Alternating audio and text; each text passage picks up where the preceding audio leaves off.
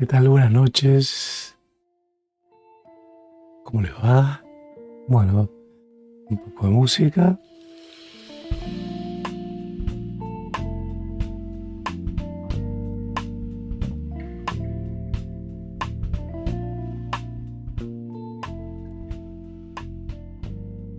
Bueno, ya tenemos ese cohete humeante.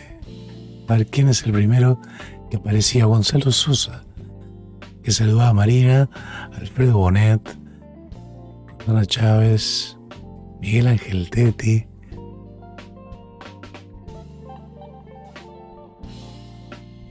Sigo con los miembros VIPs, la vieja Los Gatos,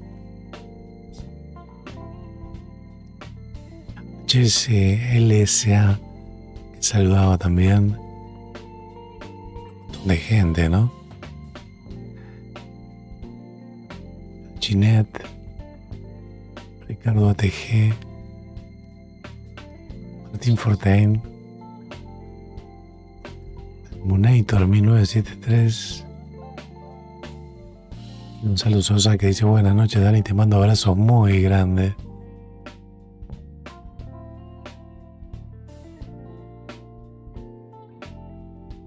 Tenemos el cartel ahí que dice Daniel comienza a 1:21, abajo en verde, porque la idea es, esto no va a pasar nada, hasta dentro de 1 hora y media, que es la hora prevista del despegue.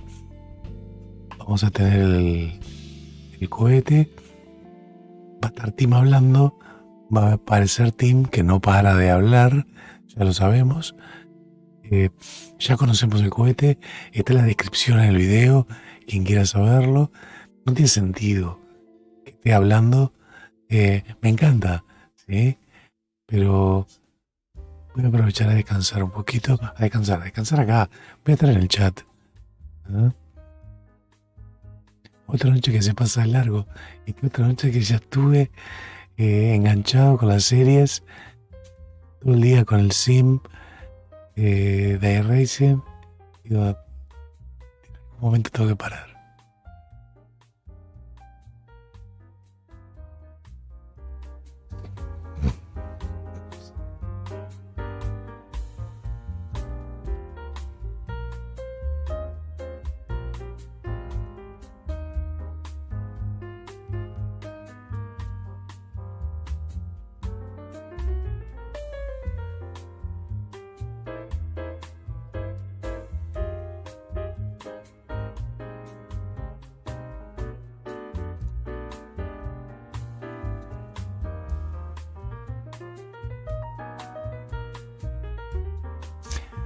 Eso no es nuestro, es de Tim.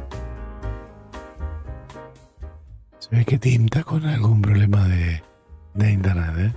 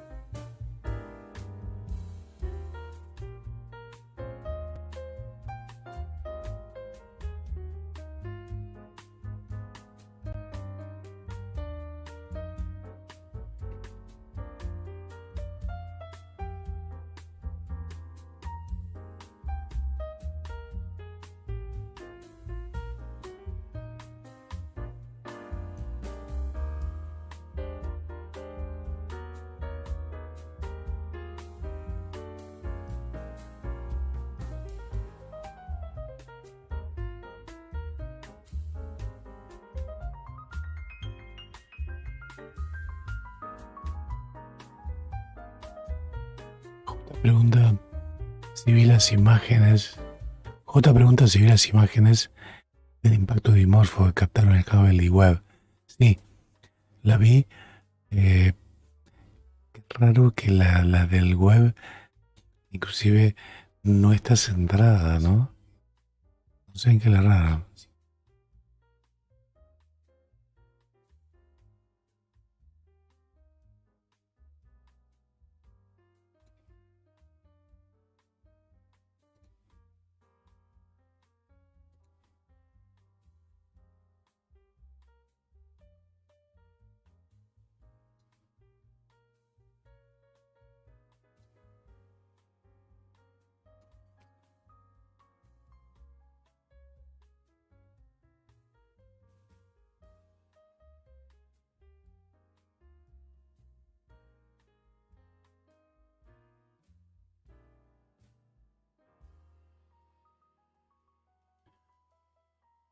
Sí, se están quejando de que el streaming no es bueno. Se está con problemas de señal, Tim. ¿Qué se trata de hacer con este lanzamiento? Dice Martín Esperanza. Demostrar de que la compañía puede colocar en órbita un cohete. Este es el segundo cohete, la segunda misión. El nombre en realidad de la misión es FTLA002. La 001 falló. Este es el tercer intento de esa segunda misión. Una vez que demuestren que son capaces de colocar una carga en órbita, cualquier compañía, las cosas cambian, ¿no?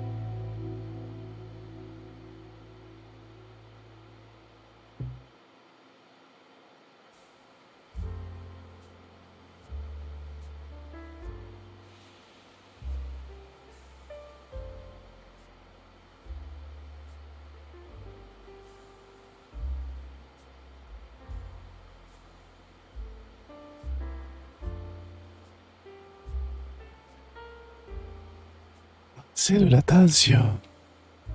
Eres, ¿qué tal? Marcelo dice, me estoy durmiendo. Dice, me quedé arreglando un PC y me saltó el aviso. Estamos todos entre despiertos y dormidos. Y esa música, de repente no ayuda tampoco, ¿no? Está buena la música. ¿Qué rumbo tendrá el cohete? 137 grados en la órbita.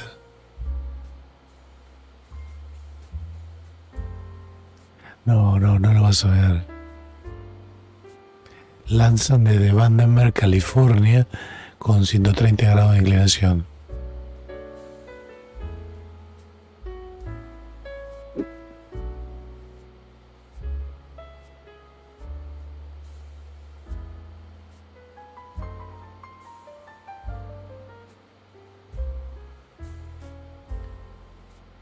No se olviden que Rubén es de España y es tardísimo en España.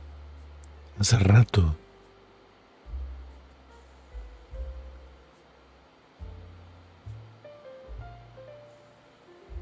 Son las 6:30 de la mañana en España.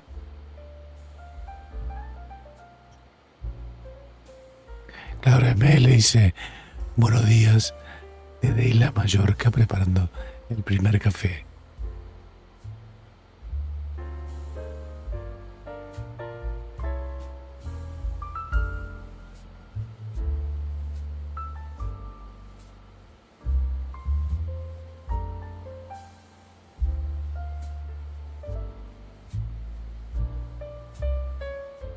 Hugo Pérez dice, estoy en Los Ángeles, California.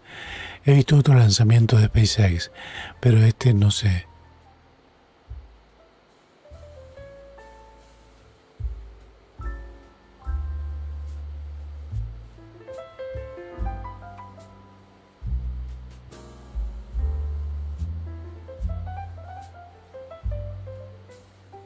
Una hora 29 minutos para el lanzamiento.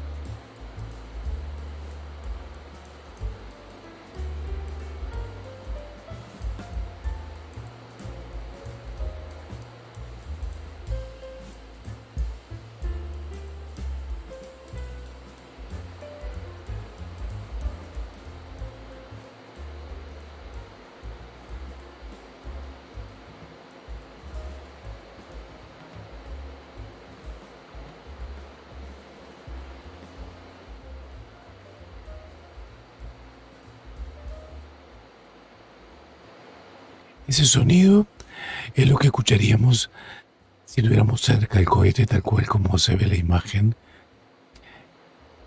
Es el flujo de la válvula, o sea, del oxígeno gaseoso saliendo por la válvula de escape de los tanques, mientras se siguen rellenando con oxígeno líquido para mantenerlo a temperaturas muy frías.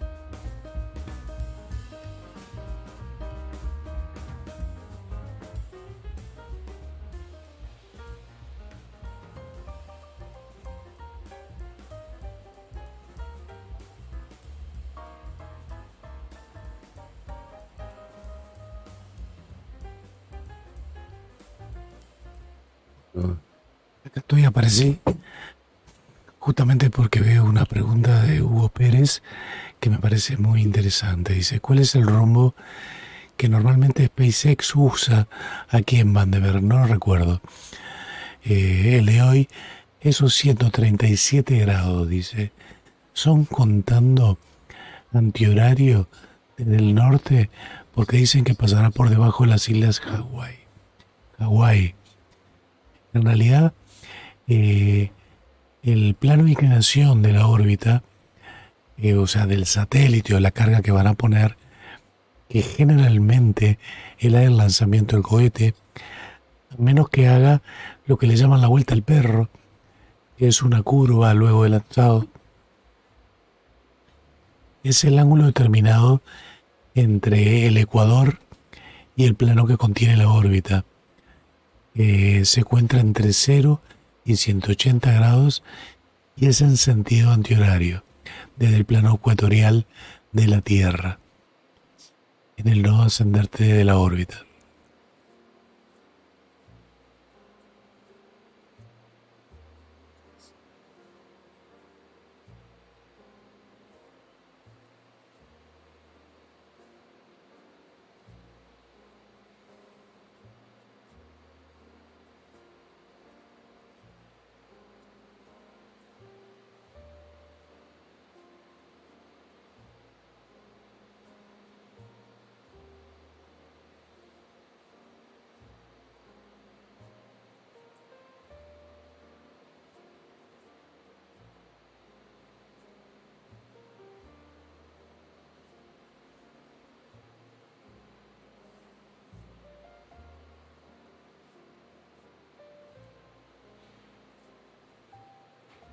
Bueno, estoy buscando Wikipedia, es un poquito más completo. Obviamente habla de que se mide en grados sexagesimales.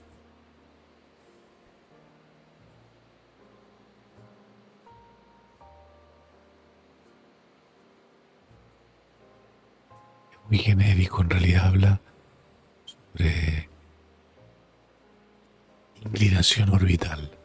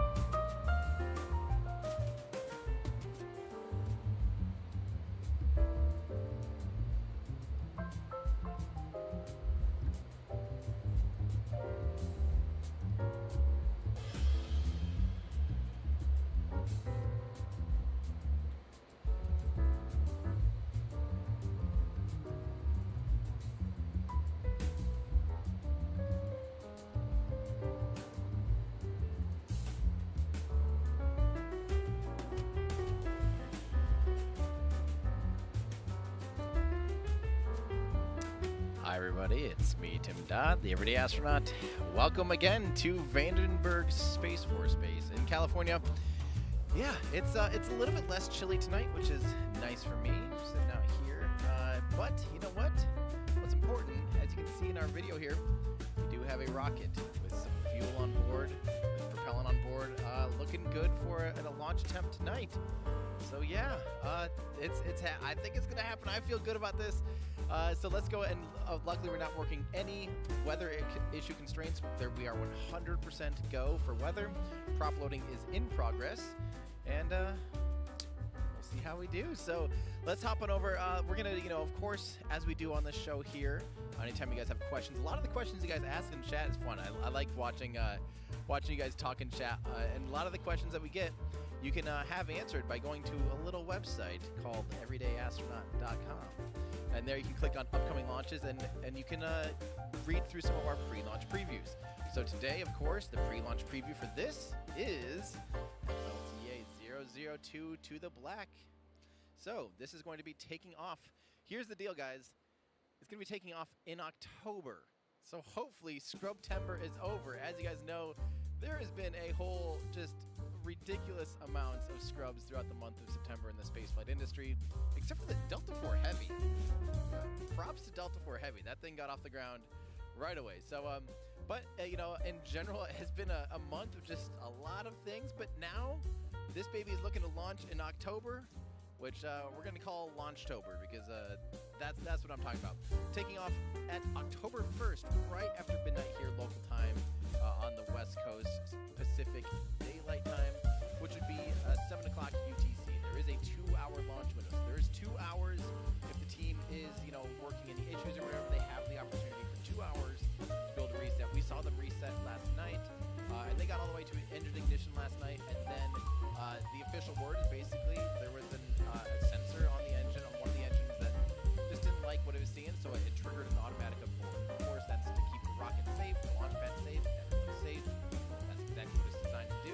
The team reworked the issue, and they're resetting again for today's launch attempt. So, yeah, that's of course that's the beauty of having a really intelligent flight computer and modern electronics. They can sense these things before anything bad happens. Of course, we didn't have early days of spaceflight. You might there wasn't that kind of advanced electronics. That's the awesome thing about the modern day rocket. Shut down and be safe. That's why we're back at it today. There's a rocket sitting here ready to go. So this is FLTA002 to the black. The rocket, the launch provider for this is, of course, Firefly Aerospace. And yeah, this is hopefully you guys have been tuning in for the other attempts. I'm feeling really good about this one, so hopefully I'm not wrong. The customer for this, so this is, of course, Firefly is the launch provider, but the customer paying for it, of course, this is a demonstration mission. This is just a test flight of their Alpha rocket. So the customer for this is primarily Firefly. There's also NASA, Teachers in Space, Libre Space Foundation, AMSAT Spain, Fossa Systems, all on board. So yeah, that's pretty awesome. They've got that many customers for a demonstration mission, of course. We talked about that a little bit last night. They typically tend to work a deal out with these payloads and basically say, hey, we're going to do a test flight. If you want to hitch a ride, I don't know, for free or whatever the situation is there, but here you go. Here's a cheap ride to space. So let's see here. Okay, so we'll keep going here. The rocket for this is the Alpha rocket. Launch location. This is Slick 2 out here in Vandenberg Space Force Base. Yes, Space Force Base. No longer an Air Force Base. It is a Space Force Base, which is a lot more defense out here. United States. The payload mass for this baby, 35 kilograms. That's much below the capability of this rocket. This is, as we've mentioned before, this is quite a large small sat launcher. For being a small sat launcher, this is a pretty good sized rocket, capable of taking over a metric ton to low Earth orbit. So 35 kilograms is definitely like at the very, very bottom of what this vehicle is capable of. But again, this is a demonstration mission. This is a test flight. They're really just hoping to, get this thing into orbit. That's the goal. Realistically, the real goal of a demonstration mission, when you're a company like this that's agile and can kind of move around, the real goal is just to start ticking off some of those boxes, some of those unknowns, and start demonstrating a few systems that you can't demonstrate on the ground. Stage separation, stage 2 ignition, payload fairing deploy, all of those things that you're like, you can work them, you know, you can work till you're blue in the face on paper, but you know, until it's actually in the air, in space, doing stage separation for real, you know, you really just don't know. So that's what these demonstration missions are for. Start checking some of those boxes off, of course. So yeah, where the satellite's going, they're going to end up at a 300-kilometer low Earth orbit at 137-degree inclination.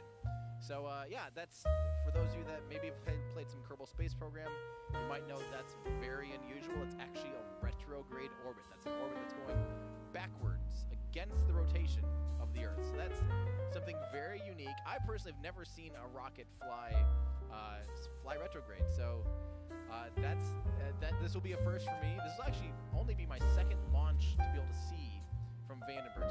Well, actually, it could be the first launch I get to see from Vandenberg, because in 2014, I watched the OCO2 mission, which was on a Delta II, and it was so foggy, because of course this is Vandenfog, or Fogenberg, or however you want to call it, that you literally couldn't see anything. So this very well could be the first one that I get to see, and it's going to be one flying retrograde. So yeah, will they be attempting to recover the first stage? Nope. This is not an option of the Alpha rocket. There's some talks about their next rocket being recoverable. So therefore, it will splash down into the Pacific Ocean.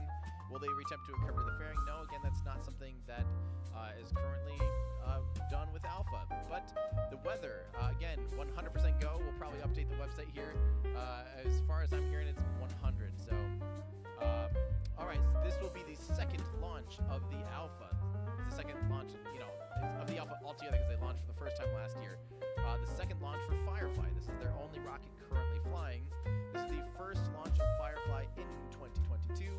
This is the 11th launch from Vandenberg in 2022, and the 126th orbital launch attempt of 2022. So, yeah,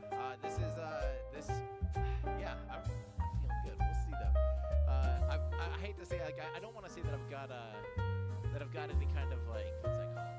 You know, that is wearing off on me, but it's definitely, you know, we've had this van out here ready to go, you know, at different launch sites, ready to see a launch, and I am just really ready to see a rocket fly. So I'm really hoping tonight's the night, and hope you guys are here to hopefully witness some space, some history, witness some history. So there's a handful of payloads on this rocket, and first off, the one that we want to talk about first is the Teachers in Space Serenity CubeSat. So we've got a little video here that we're actually going to queue up and show you guys that explains this payload. So, all right, let's go ahead and roll that video.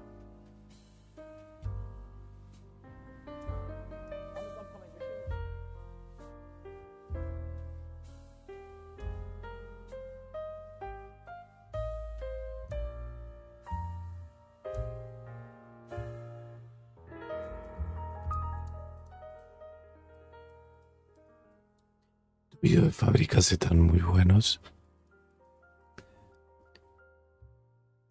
pero la verdad, tienen música y no queremos tener problema de copyright.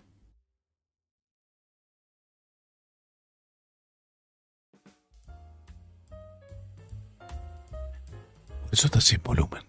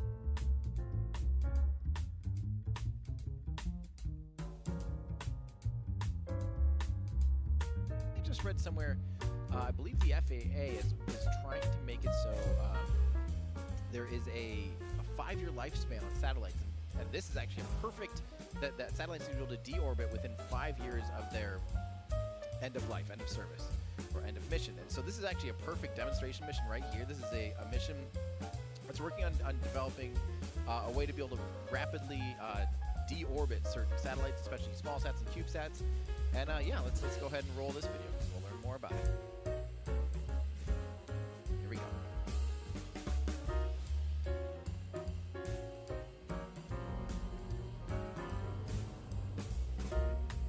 NASA's mission is to help stimulate and advance commercial space.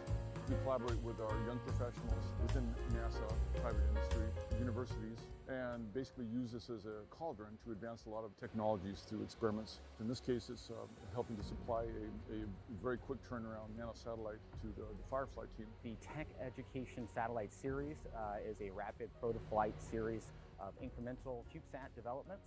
It's a good pathfinder for new launch vehicles, helps reduce the risk that we have for other NASA missions. There's so much we can do with small CubeSats. We can help with climates in Mars, climates in Venus. We're doing pathfinding efforts to enable, manufacturing and low Earth orbit. We're really interested in taking the nanosatellite concept and moving that to the lunar environment as well as Mars. Our primary payload actually for TechEdSat 15 is our exo-atmospheric braking device, which we like to call our exo-brake. Our exo-brake is made out of a material that's the same exact thermal blanketed material that was on the space shuttle, which enables us to have a certain amount of control authority in regions of our atmosphere where most other CubeSats do not. We're also flying solar panels that are commercial off-the-shelf units that lowers the cost of the most critical component of our satellite. I could actually command the satellite using email actually. When we were quarantined at home, I was actually commanding satellites in my bedroom. I got my aerospace engineering degree from San José. You're taught very practical things from the get-go that translated almost seamlessly into industry work, especially at NASA, and integrating here with Firefly. Actually, she was in a very strategic location, being next to NASA Ames Research Center and being near Silicon Valley. We have an opportunity to work with technology that's actually cutting edge and then be able to apply that in a space environment. My generation was involved in watching all the Apollo launches when I was a child, and I always wanted to work at NASA and teach and be part of this. We have the job of turning science fiction into science fact. It's an opportunity for me to also work with our younger staff and excite them. We're going to define the next generation of space and space exploration.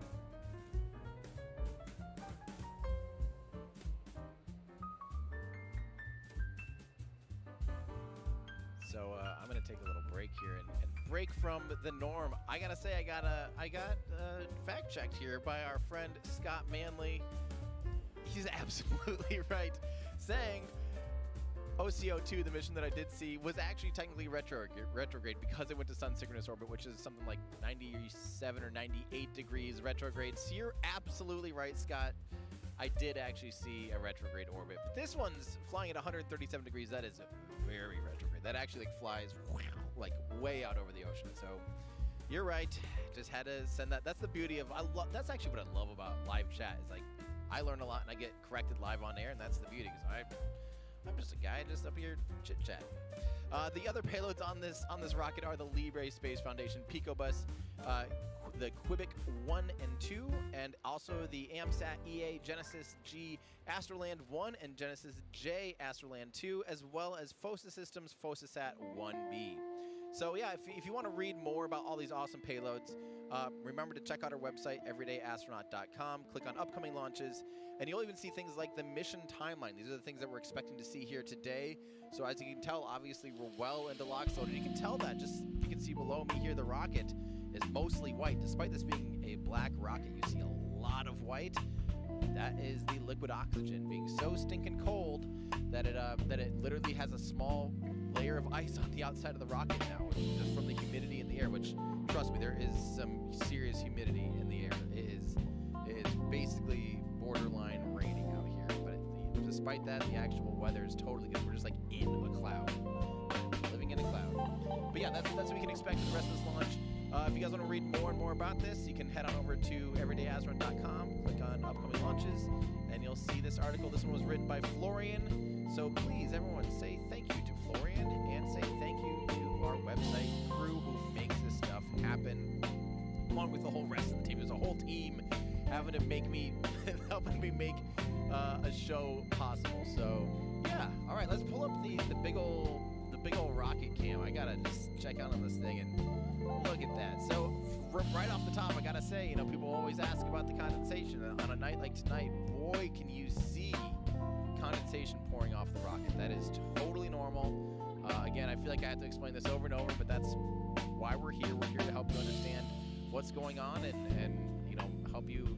I always feel like, you know, the more you learn about the stuff, the easier it is to be excited. So what you're seeing, that's not smoke or anything. That's just condensation. That's most of it is from the liquid oxygen boiling off. It actually gets too warm inside the tanks because, you know, the ambient temperature out here in California.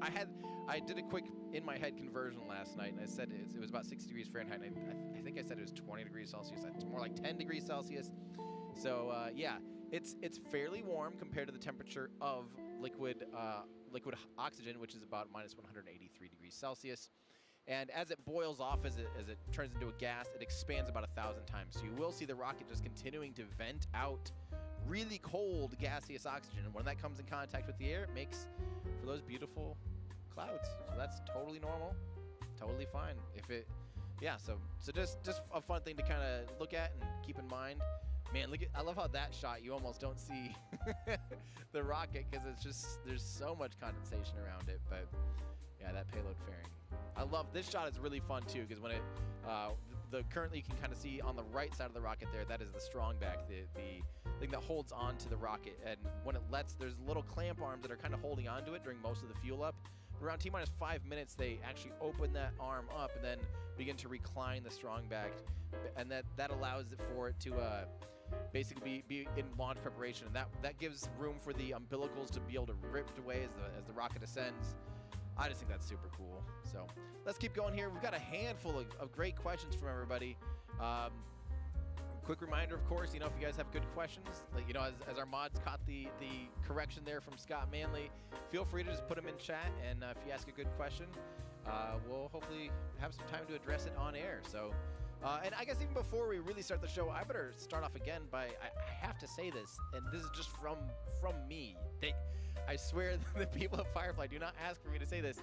I need to just say thank you to Firefly for allowing us to do this. This is pretty unprecedented. To be able to, we have shot, there's the teams at Firefly. Just huge thank you to all of them for not only building and operating a rocket and getting ready to launch it here in California, but also for sharing it with us and allowing us to stream it for you guys. I mean, that is huge. You know, this is a demonstration mission. They're definitely being extremely open about all this stuff, and it just really means a lot to me as an aerospace fan. I believe hopefully to all of you as aerospace fans to be able to you know, just watch something like this. That's just super, super, super cool. So yeah, I just wanted to keep that in mind. Just if you want, say thank you Firefly for allowing us to do this, because without them, obviously without this kind of cooperation, we would not have this ability to bring 4K video to you guys, which is something I'm really, really proud of. So yeah, just another reminder, if you have a 4K device, a television or a monitor that's 4K, crank that setting up and enjoy, because it's yeah, it's pretty awesome. So you can really start to see all the little details and all of the little things on the vehicle. Pretty amazing. 2022, man. People just out there with 4K everything. So this is from Commander Sonak. We better keep it right here in this view, or maybe the other one. I hope the pointy end is up and the flamey end is down. I think it's that time. We're coming up on T-minus 40 minutes. It's as good a time as any to do a pointy end up, flamey end down check. So this is probably the perfect view. You get the full shot of the rocket, and you can definitely tell here from this vantage point, as a rocket orientation specialist myself, you know, I'd call myself like a prosumer version of a rocket orientation specialist. I can definitely confirm, though, that from this view that the pointy end is up and the flamey end is down. And that's another one of those things. How can you believe we have engine cams like this? That is just absolutely insane to me. Come on. That's another thing. Say thank you, Firefly, for letting us have engine cams. That is just simply crazy. All right, let's keep going here for you guys. Let's see. I did see we had, this is kind of fun. I just wanted to share this just because cracks me up and makes me happy. And thank you to Adrian saying, "Oh, Karen's in Suites, Firefly's home base in California here supporting. We're happy to have your family be part of our family. Go Alpha." So yeah, there's Karen's in Suites is where a lot of the employees are staying, and they've been. It's just fun to see that they're cheering on their friends that they've probably grown quite accustomed to out here in Lompoc. So, by the way, I have a small quick rant. This is unscripted as this whole thing is. This whole thing's unscripted. Is it Lompoc, or Lompoc? I hear most people locally say Lompoc, but it's they're just O's, yet you're pronouncing the O's differently. It's an O and an A, an O. I don't know. Don't get me started. I got myself started. I'm very sorry. All right, so, okay, this is a good question from David Marshall. What launches on the West Coast are coming up that everyone would recommend trying to view in person? Well, a really exciting one that's coming up is this one in T-minus 40 minutes. If you're within eyesight of this launch, be sure you look out because this one is on the West Coast, ready to launch in T-minus 38 minutes and 50 seconds. But other than that, there's an upcoming, well, there's a Starlink launch on Monday here from Slick 4E. There's also, I believe in November is going to be the last Atlas launch from the West Coast. It's an end of an era that the last time the Atlas 5, last Atlas is going to launch from Vandenberg, which is, they just had the last Delta 4 launch, and now they're going to have the last Atlas 5 launch. So it's history kind of coming to an end as ULA gets ready to start launching their Vulcan rocket from here. So that would be a fun one to see just because it's history. You know, it's definitely one of those milestones that, yeah, just sort of, yeah, I mean, it means it's progress, but, you know, for me, I never did get to see, I never saw Delta 4 heaven from here. I really wish it would have timed out that I was here when it launched, but here we are. Yeah, there's a handful. You know, spaceflightnow.com has a great list. Our website also upcoming launches, everydayastronaut.com. You can see upcoming launches and see which ones are from Vandenberg. But yeah, those would be ones that I would say depending on your time frame. But the Atlas 5 launch would be hard to beat. So, all right. Let's keep going here. Okay, this is a great question from Sorish. Why was there a green flame yesterday at the time of engine ignition? That is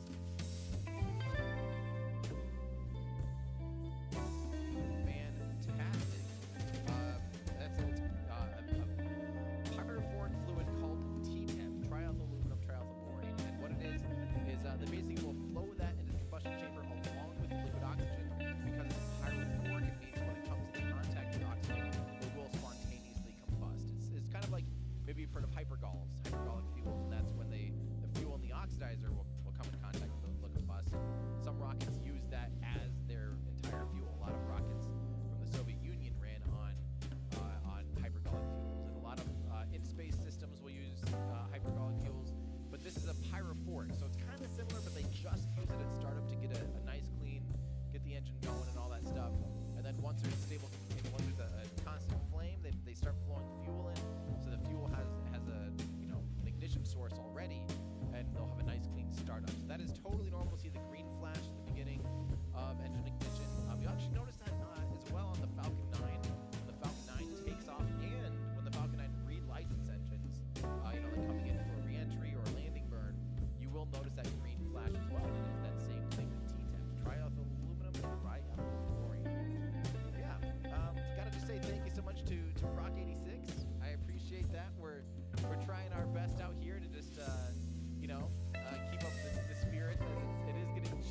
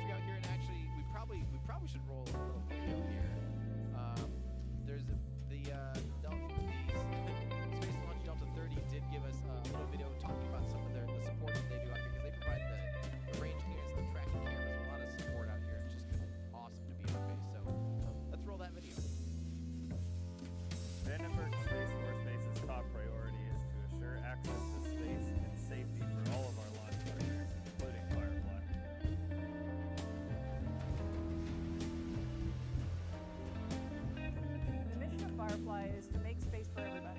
And what that means is to allow access to space for even the smaller payloads. We're here at Slick 2 getting ready for our second flight of the Alpha vehicle.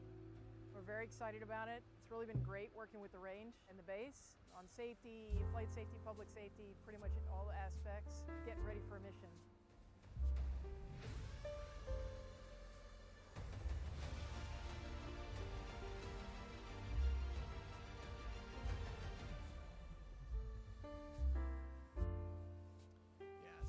That's pretty cool. I mean, it was fun too because we actually get to see some of the feeds from the tracking cameras, and they're infrared cameras, so they can see. You know, right now we do have a pretty major marine layer. See, here's one of the tracking cameras here. What's awesome is that we were seeing the tracking cam guys earlier, or people who are in charge of the tracking cameras. They were actually looking at the moon through the clouds. It was unbelievable. They were tracking the moon.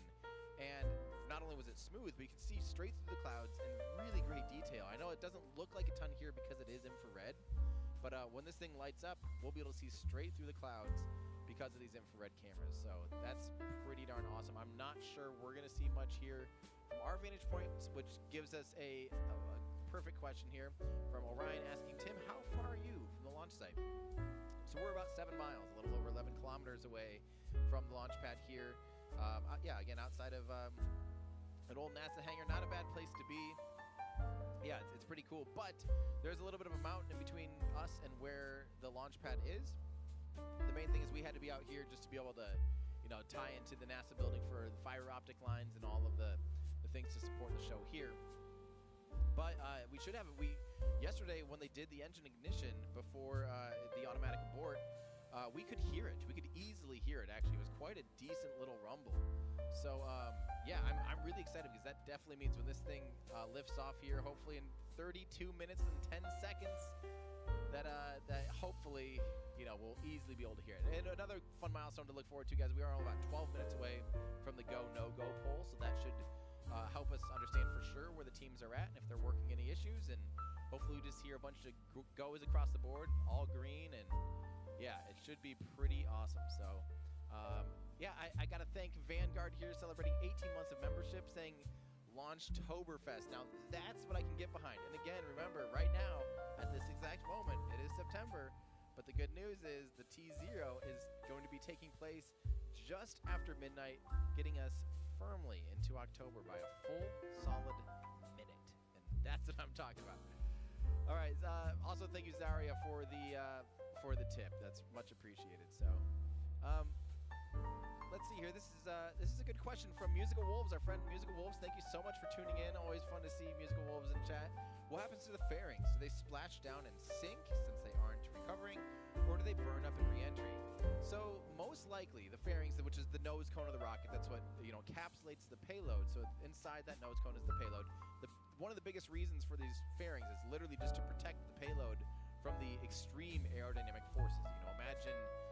You know, imagine, even imagine if you had like a sensitive payload on the front of like a fighter jet going through the atmosphere. Now imagine going even faster in the amount of pressure that's, would be, put on that payload. So they encapsulate it in a nice aerodynamic nose cone. And then once it's in space, obviously there's no more atmospheric pressure. There's no more any of that. So they just peel away the fairing, and then they'll continue off into space, and that not only frees up weight, but it also then exposes the payload to be able to be deployed once it's the proper time. So yeah, the payload, and I don't think most payload fairings, even, because obviously SpaceX has figured out a way to recover them. They actually have little cold gas thrusters to help steer and orient them to be able to, maintain proper orientation through reentry. But the big thing about payload fairings is their surface area is so big and their mass is so light that they generally will slow down a lot in the upper atmosphere, and there's a really good chance that they can come down relatively intact. But if they're not made to float, they'll likely just sink to the bottom of the ocean. So I'm not sure. I can't say like if they'll burn up or if they'll break up or what will happen to them. But they are so lightweight. Kind of think of a classic like feather versus dropping a feather versus dropping a pencil. You'll see one's a lot more dense, has lower surface area, and the payload fairing itself is lightweight, big surface area. So it should survive the re-entry because it is coming in pretty. It's coming in. It's actually going to go a little bit higher, a little bit faster than the first stage because the payload, the fairings separate after stage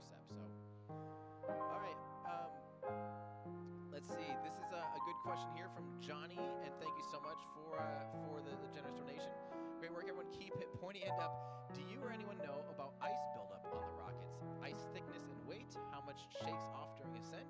Just wondering. So I think it's relatively thin. I don't know any, I've never heard specifications on like exactly how much weight or how much mass it adds to have that little layer of ice. It's probably not that much. You can still pretty much see through it. You can actually still see the Firefly logo underneath it on the first stage. So you can see there the first stage, if you see the little A at the bottom of the rocket. By the way, I should point this out. Those are part of the engine covers and stuff like that down near the thrust section. And or maybe that might not be the actual engine covers. This might just be the, Anyway, it says A, L, P, H, and then if you keep going, A again. So it actually spells out alpha on all four corners. 5 letters, but only 4 corners. Pretty darn cool. I think, see, there's the L.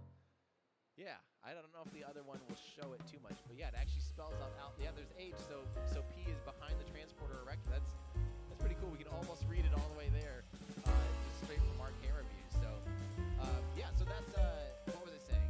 Ice, yeah, okay. So, from the A, you'll see that the rocket is black. That's because that's where the RP-1, the fuel, is held in that tank there. But then the first stage actually keeps going all the way through that white, and that white is the liquid oxygen tank. So that's why the liquid oxygen is extremely, extremely cold. It's sitting in there so cold that the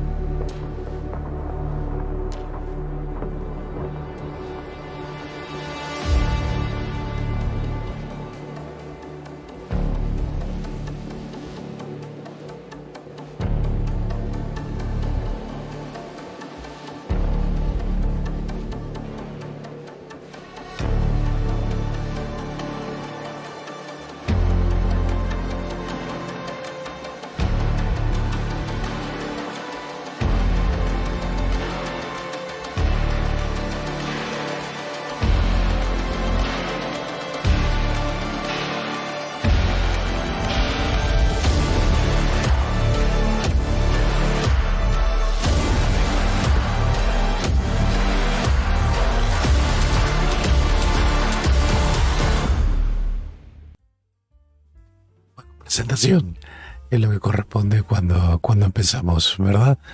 Bienvenidos a la gente que se ha sumado ahora hace poquito.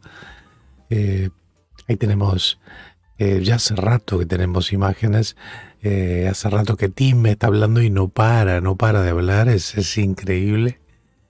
El centro de control, las imágenes del cohete, este cohete de casi 30 metros de altura, de 2 etapas, 4 motores Raven, la primera, un motor más la segunda, similar, idéntico al cohete que lanzaron hace unos meses, el cual falló uno de los motores de la primera etapa. En realidad no falló el motor, lo que falló fue una conexión eléctrica que hizo que las computadoras lo apagaran. Al apagarlo, quedó con menos capacidad de control direccional, porque mueven solo en 2 direcciones, los motores, o sea, en un eje solo. Y cuando pasó por máximo Q, que la barra del sonido no le dio la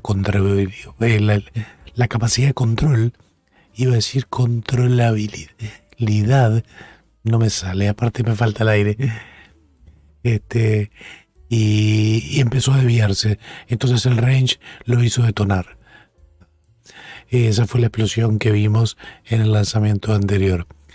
Este es el tercer intento del segundo lanzamiento de la compañía. Es un demostrador orbital. La idea justamente es demostrar que la compañía tiene capacidad de poner un cohete en órbita. Es fundamental eso para conseguir luego apoyo de la Agencia Espacial Norteamericana y apoyo de clientes que quieran poner carga en el espacio. Obviamente, siempre es un riesgo poner carga en una compañía nueva, en un cohete nuevo, a pesar de que hayan alcanzado, ahí estamos viendo los motores, a pesar que hayan alcanzado la órbita. Algo que es tremendamente difícil y tremendamente complejo. Estamos a 24 minutos del lanzamiento y es muy posible que ahora a los 20 minutos hagan el poll de Go No Go, o sea, la encuesta que hace la directora de lanzamiento con todos sus servicios para ver si todos los sistemas del cohete están en condiciones de continuar con la cuenta regresiva para el lanzamiento.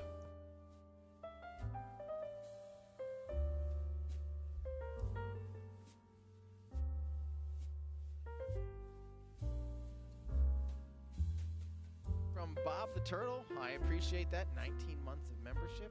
Very much appreciate that. This is awesome from Gabe.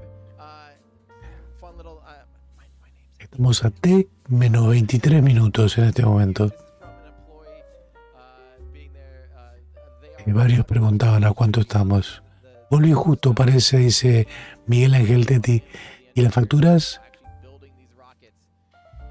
It's pretty amazing. And honestly, the culture of the company is very relaxed. Everyone's just... It's just fun to see how... Arriba Dani, dice Rodrigo Pérez. seeing people just literally... Muchas gracias. you know, on the fly. Especially for us, we had to work with a lot La with... vida Bengol dice, buenos días de nuevo. Voy a trabajar esta mañana a ver si puedo ver el despegue. help Si lanzaran en hora, estamos a 22 minutos del lanzamiento. Ooh, I got something, and I just like show up 3 minutes later with the solution. I just love working with people like that. So yeah, big shout out to everyone at Firefly and the teams at Firefly for just allowing all this stuff to happen and allowing us to be here. It really means a lot. So yeah, and I should mention again, Firefly doesn't ask me to say this, but I feel like it's just kind of the right thing to do. I would definitely recommend going to their website, firefly.com, and look at their careers page as well, or and look at their, if you are looking for a job, I think it's they're an awesome company to work for. If you happen to live near Austin or want to live near Austin. Bueno, acá tenemos los datos del cohete. La carga que lleva hoy son 35 kilos nada más. Ya dijimos, es un lanzamiento de prueba, un demostrador. Tiene la capacidad de llevar 745 kilos a la órbita baja. Si uno lo compara con un Falcon 9, que es el doble de grande, el Falcon lleva 18 toneladas. Y si lo compara con un Electron de Rocket Lab, que es la tercera parte, son 12 o 14, la mitad, 12 metros, 14 metros, y en realidad lleva 200 y pocos kilos el Electron. Están apuntando a mercados distintos, ¿verdad?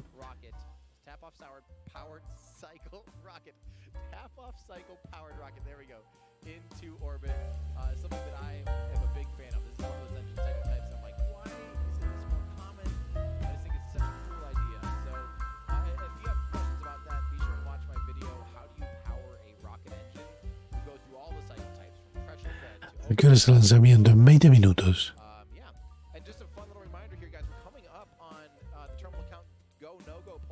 No se llega a leer la hora que está puesta por Tim allí. Aquí abajo de la palabra second. Cuando se vaya. Creo que esos números son muy chiquitos si uno lo ve en el celular, ¿no? Pero en la pantalla grande debe verse.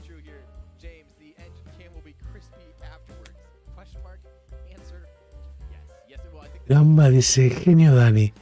No tiene nada que ver, pero me estoy comiendo unos duraznos en almíbar con crema y dulce de leche. Vamos, que despega.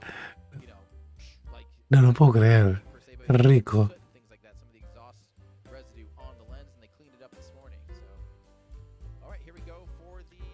¿Sabes cómo queda, Gamba? ¿Cómo queda rico esa mezcla también? Con lo que se llama pionono o un bizcochuelo esos finitos que vienen para arrollar. Están con el pool de Go No Go. Go. FTS. Go. GC. Go. VC. Go. PMM. Go. MA. Go. MISCO. ROC. Go. FISPO. Go. OSIM. LWO. CE. Go. LD. Go. We are go for terminal count. No Go. Circling back 12.10. VC, please confirm. Bueno, acaban de dar el visto bueno para la cuenta terminal. Wow. All right. You guys heard it there. We'll be able to bring back the mission control audio here shortly in about 9 minutes or so, around 10 minutes. We'll be able to bring you guys back.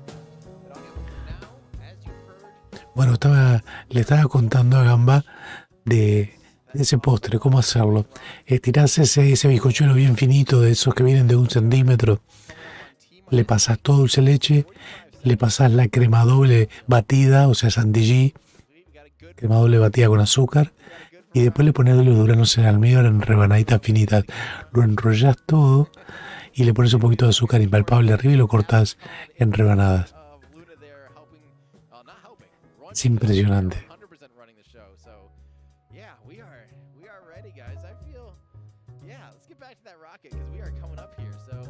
Y pasamos por cohetes, Fórmula 1 y cocina si querés, ¿eh?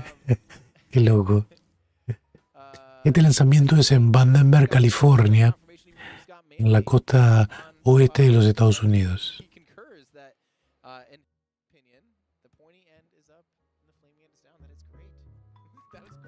Ahí vemos los 4 motores del cohete, los motores Reven. Y bueno, esa gran actividad humeante, para la gente nueva, les recuerdo que no es humo, es condensación de vapor, que ocurre porque los tanques de oxígeno líquido nos están rellenando continuamente, porque parte de ese oxígeno líquido pasa al estado de vapor, porque sube la temperatura, y al estar vaporizado, aumenta la presión, y al aumentar la presión se complica por la resistencia de los tanques, entonces lo dejan escapar.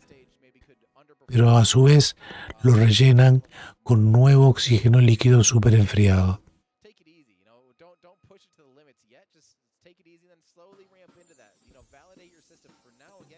Ahí tenemos la dimensión, 29,48 metros de altura, 1,8 metros de diámetro. Recuerden que el Falcon 9 tiene 70 metros y 4,7 de diámetro. Y el propelente, o sea, la mezcla de los dos componentes para que dar el empuje de los motores, son oxígeno líquido y queroseno ultra refinado, que es denominado RP1. Mónica Farías, saludándote desde Vandenberg, California, esperando el despegue, son las 11:43 p.m. Qué lindo, qué alegría, Mónica, estar ahí. Parece que hay mucha humedad, ¿no?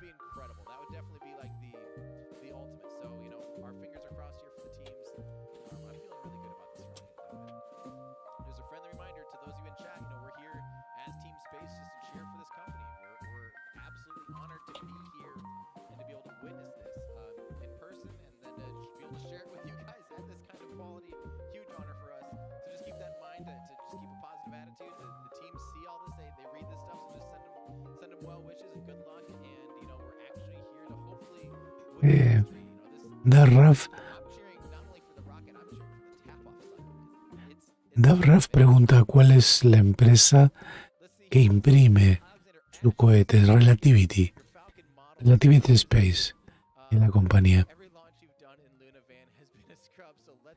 Todavía no ha lanzado, ¿no?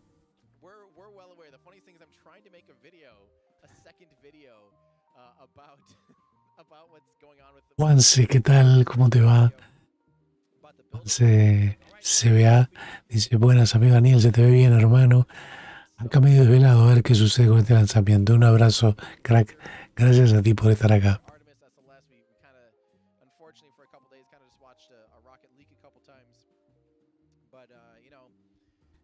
Rubén dice: desperté de milagro. Apareció Rubén ahí, que preguntaba, todo el mundo preguntaba por Rubén.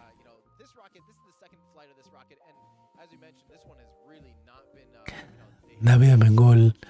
Uy, cuando llegue el trabajo vuelvo, dice. Estamos a 13 minutos del lanzamiento. Fueled the first one up 18 times before they were able to get engine ignition out at Briggs. All 4 engines to ignite and do their first like static fire engine ignition with their first rocket. And this one they said that happened on the first try. So this is just a lot fresher rocket. I feel like it's just in a good place. I just really hope the stars all align tonight and we get it going. So it's gonna be awesome. Y él dice que está con el celular de la cama. From Kev B, do you have general tips for an average person who wants to? Y Luz dice, me hicieron dar hambre. Me fui por un mes de frutos secos. Más aburrido lo mío. Rico, igual. De menos 13 minutos.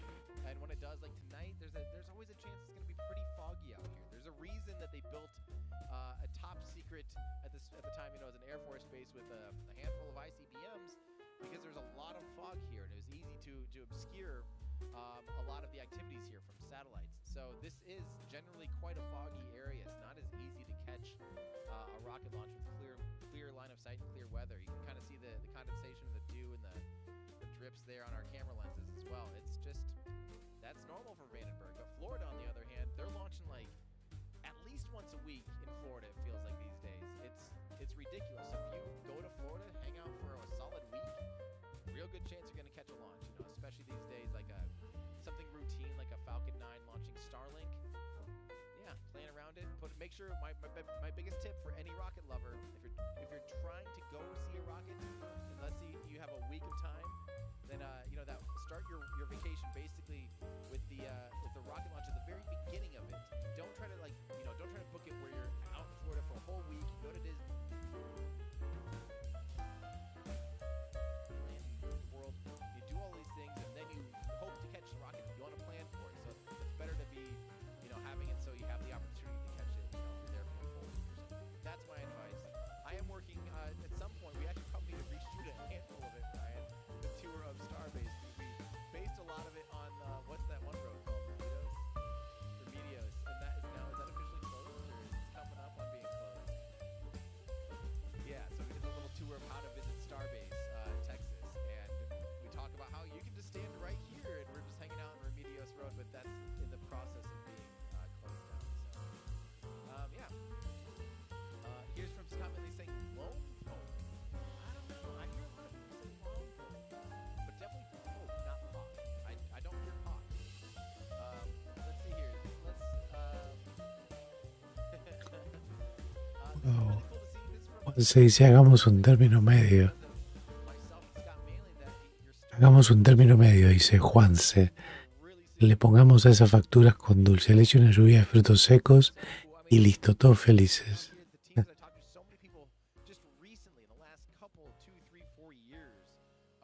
Started paying attention to spaceflight and got interested. Now they're working on putting a rocket into space. Like that is actually a thing you can do. You know, if you're interested in this stuff, pursue a degree in aerospace engineering, or these days, especially if you are someone that tinkers. I mean, you know, go if you. El bot malvado ataca de nuevo. ¿A quién, Miguel? On jetliners or airplanes or cars, you know, a lot of people come from the auto industry that are, you know, a lot of the machining, a lot of the things are similar there. So, yeah, if you're interested in this stuff and you have a skill like that, you have a trade, definitely check out. Daniel, ¿alguna información de Rocket Lab? Dice J. ¿Cuándo retomarán la recuperación con helicóptero? Dijeron que este año iban a, en unos meses, no dijeron cuándo, iban a hacer una recuperación más. De hecho, está en el plan de la compañía, porque ya hace meses que todos sus cohetes que están fabricando, los están fabricando recuperables. ¿Sí? ¿Cuál es la diferencia? En la fabricación tienen una banda roja alrededor. Y si revisan hacia atrás todos los últimos lanzamientos, todos los cohetes que han lanzado tienen esa banda roja. Quiere decir que si esos cohetes son capturados en el regreso, los pueden llegar a reutilizar. Porque tiene un proceso de fabricación diferente.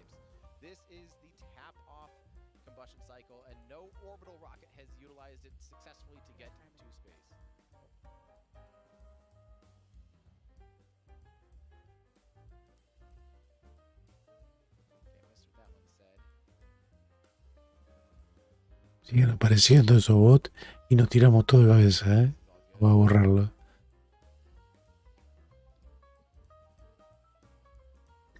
Rodrigo González dice: llegué, Daniel, no me quería perder este despegue. Después del scrub de ayer, estamos a 8 minutos, ¿eh? Bueno, comienzan a enfriar los motores. Estamos a 8 minutos del lanzamiento, 8 minutos 19 segundos.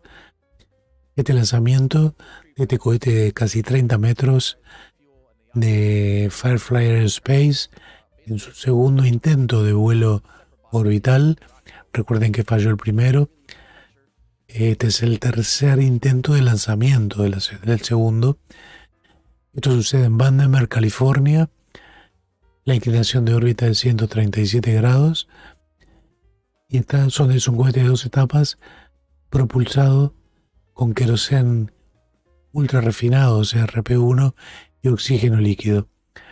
4 motores REV en la segunda etapa, un motor optimizado para el espacio en la primera. Lleva 35 kilos de carga de los 750 que es capaz a 300 kilómetros de altura, porque es un vuelo de prueba demostrador de la capacidad de la compañía de poder poner este cohete en órbita.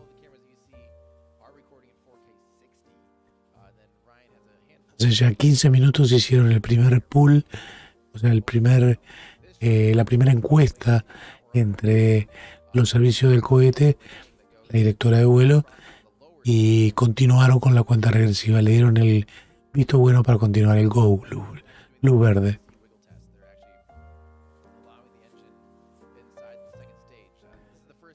Bueno, ahí vemos el enfriamiento de los motores.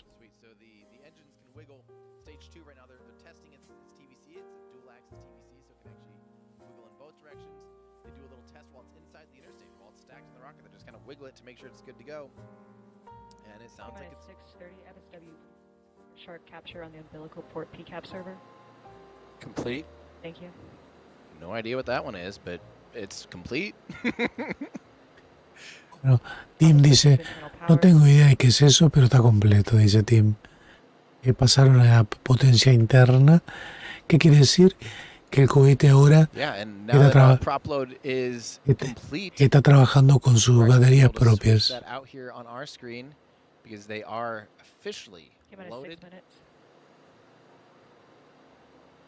There we go. Prop load complete. Things are looking good.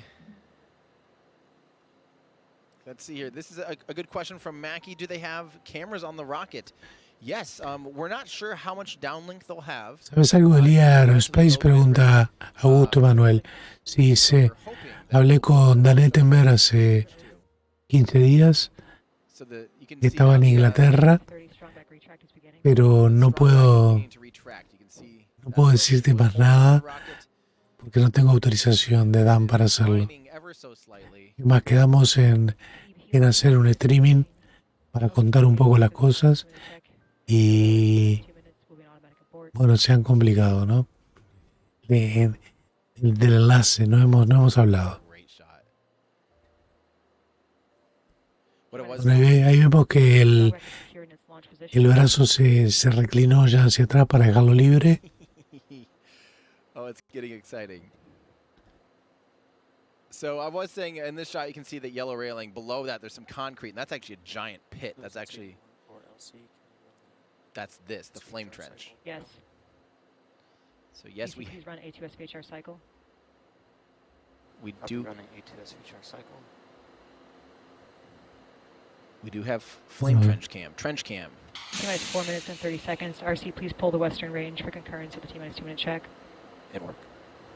Will you please confirm we want to close this VHR following the cycle? Correct. Copy. We will leave it closed. Copy. Closing A2S VHR. GC disable the pump. Copy. Pumps off. Copy. CD1 fluids, you want us to vent the 4 minutos para lanzamiento. T-minus, I need to do the FTS checks, please. GC, please cycle HV 212, 213. Closed. Copy. T-minus 4 minutes, FTS confirm FTRs are active and range is transmitting. Check channel 4. FTRs are showing. Check channel. Good closure. FTS, please send arm enable 1 command to all ESADs. Arm enable 1 send. FTS, please send arm enable 2 command to all ESADs. Arm enable 2 send. FTS, confirm when all ESADs are enabled. All ESADs are armed. FTS, safe all arm commands. Arm commands removed. Fly safe. So flight termination system Minus is 330. armed. They're looking to go, my friends. El sistema determinador de vuelo está habilitado. Yes.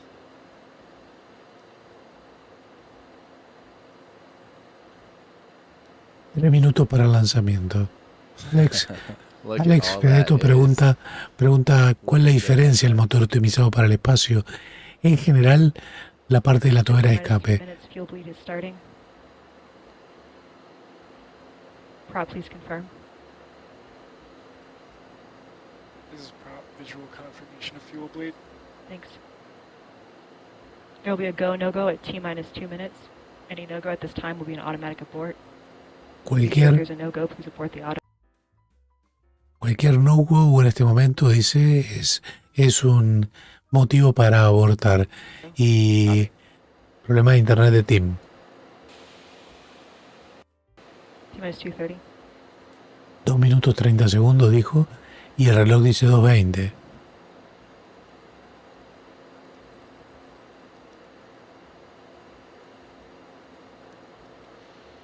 So guys, remember, within 2 minutes, if there is any hold or any reason to abort, it does automatically abort, and they would reset. But again, they have a 2-hour launch window here tonight, so... T-minus 2 minutes. CE perform final LCC. This is the final commit for launch. Chief Engineer. Alpha is ready. Send it. Bueno, ingeniero dice, Go for launch. director de vuelo que sí, que dice el We range, are go for launch. range green. O sea, tienen... There you luz hear verde. it. They are Vamos, go for launch. Vamos arriba, Launch Director Megan Roth confirming go for launch. Tim, silencio, por favor. All right, guys. I think it's time that Give us 1 I minute and stand 30 up seconds. here and take a look. Yep, we are T-minus 1 minute, 22 seconds. Ryan's going to confirm everything is good to go. Oh, man. Luna, how's Team Luna doing? Vamos a salirnos de la pantalla también, All right, T-minus 1 minute coming up here. Box terminal prepress is starting. T-minus 1 minute. Un minuto. One last final reminder here, everyone. This is a test flight. This is a demonstration mission of this rocket, so wish the teams the best of luck. Fingers crossed, just keep a positive attitude and cheer this thing into space. Let's see. Vamos, Tim, por favor. Arregla la internet y habla menos. The world's first orbital tap-off cycle-powered, largest carbon composite Minus liquid-fueled 40 rocket. It remains acceptable. 30 segundos. Vehicles in thermal count state. Copy vehicles transition to autonomous mode. T-minus 20 seconds.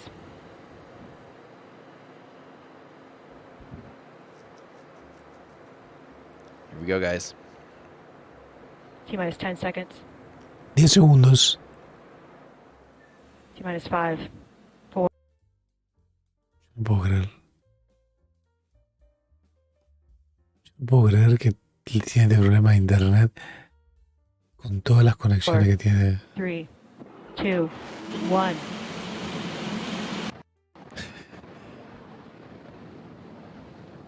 It's off the pad. Y pasó así de golpe. Lo perdimos. We No have puedo creerlo. nothing on tracking yet. Hay niebla. There it is. Four's got it. Oh. Bueno, está volando, Get Está ready. We're going volando. to hear it here soon. I don't think we're going to see anything here tonight. Unfortunately, it's just too foggy, but Four's got it. Oh, I hear it now.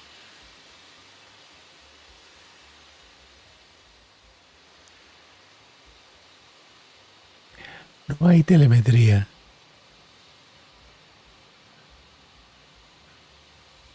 Oh, man. Unfortunately, it's just simply too foggy here to see anything. But we Sí, sí. hear it. Very faintly, we hear it. Hay mucha niebla como para poder ver algo So desde far, abajo. everything is looking great on that tracking sí. cam. Pero la cámara de traqueo infrarroja dice la podemos ver bien. Sin embargo, sigue con problemas de internet. We're at max Q. Yes.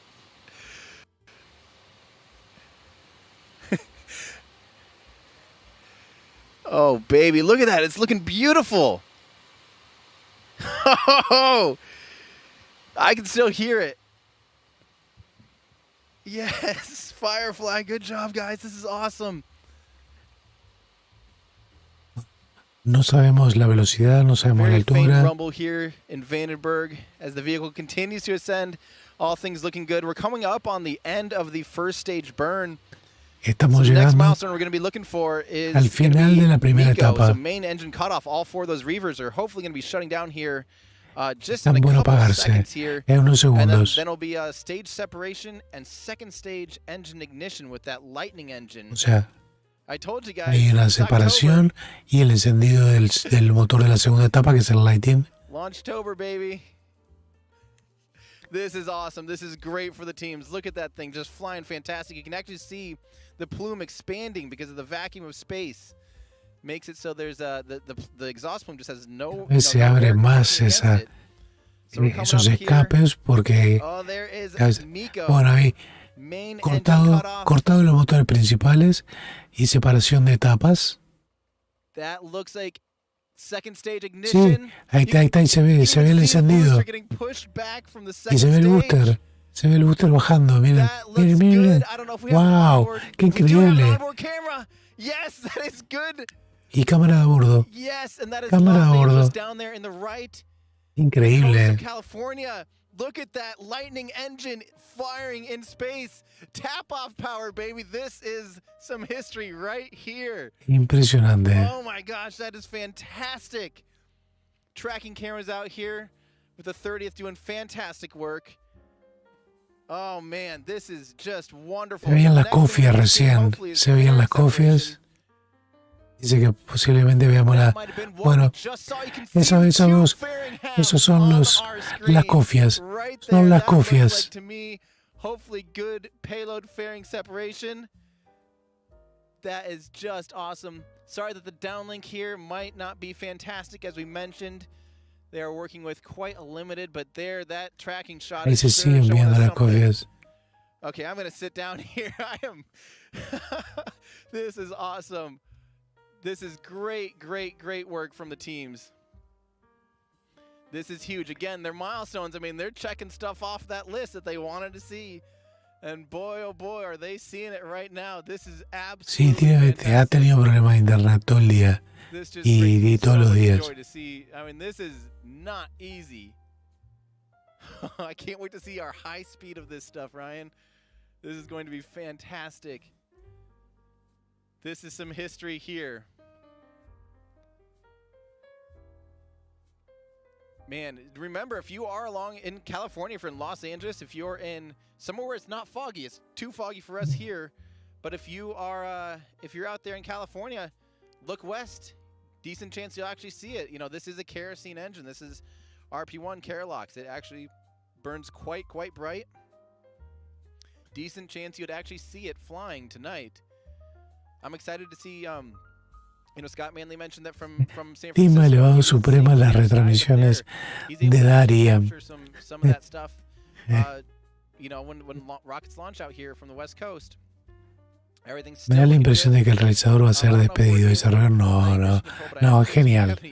Dime lo más grande que hay, It's instead of just me looking at the screen going, things are still happening, but that is the status on my end. I'm seeing what you guys are seeing, and it looks like a fantastic second stage burn with that lightning engine. Estaba tapando una cámara, dicen, bueno. Remember, of course, you know, getting into orbit isn't just about going up. You know, if you go up, you're going to just come right back. Imagino que va a ser alguna repetición, Tim, justamente. You can cross the Kármán line at 100 kilometers in altitude, and you're just going to come right back down. But in order to stay in space, you really have to get that velocity up high enough. You know, imagine shooting like a cannonball. If you shoot it, you know, even a high-powered rifle, it's going to eventually come in contact with the ground. You know, not only is it getting slowed down by the atmosphere. T+6 minutes. Yep, callouts are still good. Llevan 6 minutos de lanzamiento y todo anda bien, Just awesome.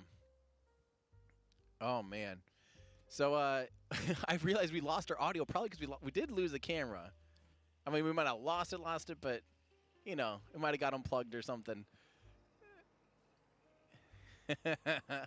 Vamos a ver si, Oh, sorry, I'm just si de alguna manera fantastic. Right at the top of the window too. en lo que quedó de la grabación se vio el lanzamiento.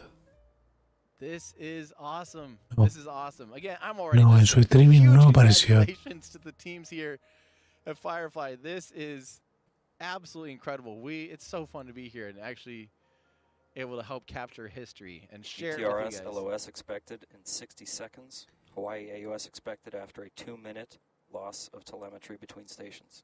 So that's because this rocket is flying away from ground stations. It's flying relative to 137. T plus 7 minutes. 137-degree inclination. They are expecting to lose telemetry with the rocket for a brief period of time.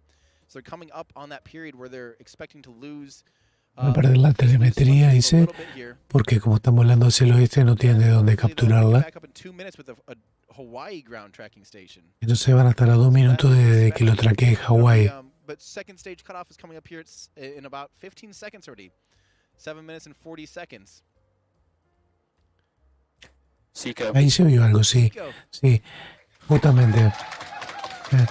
Acaban de apagar el motor. On C1, orbit achieved. Alpha's in the block. Llegaron a la órbita. Bien ahí. Felicitaciones, Firefly, en el segundo intento. Mira cómo está la gente en el control de misión, están como locos, obviamente.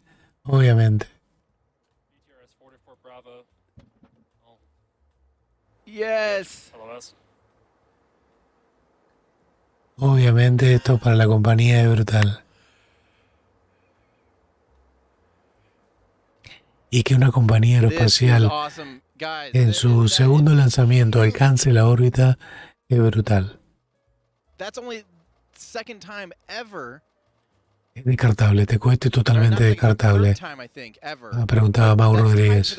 I don't think any new orbital rocket has made it to orbit on their first try. Second try has been Rocket Lab, Virgin Orbit, and now Firefly. And this is a big rocket. Again, this is a really ambitious first rocket to get to orbit. This is Vamos a quite a escribirle. large rocket. So we're gonna wait here to hear if they. So again, right now they're actually just in an elliptical orbit. They're in 300 by 185 is what they were targeting, and we'll wait to hear for sure if all that is good. Judging by the excitement from the teams, it does appear that it's likely they. I mean, I heard some call out, but I missed it. But we'll see. We will be able to see a flight camera here relatively soon once they get ground tracking back. RF1 on CD1, please select Y. Here we go. They're gonna work. Selecting Hawaii in 3, 2, 1, arc. We should be able to see their flight camera here in a second, hopefully again. As soon as that pops up, we'll bring it to you guys. Dice, deberíamos ver las cámaras. Dice, apenas tengamos señal, la ponemos de nuevo.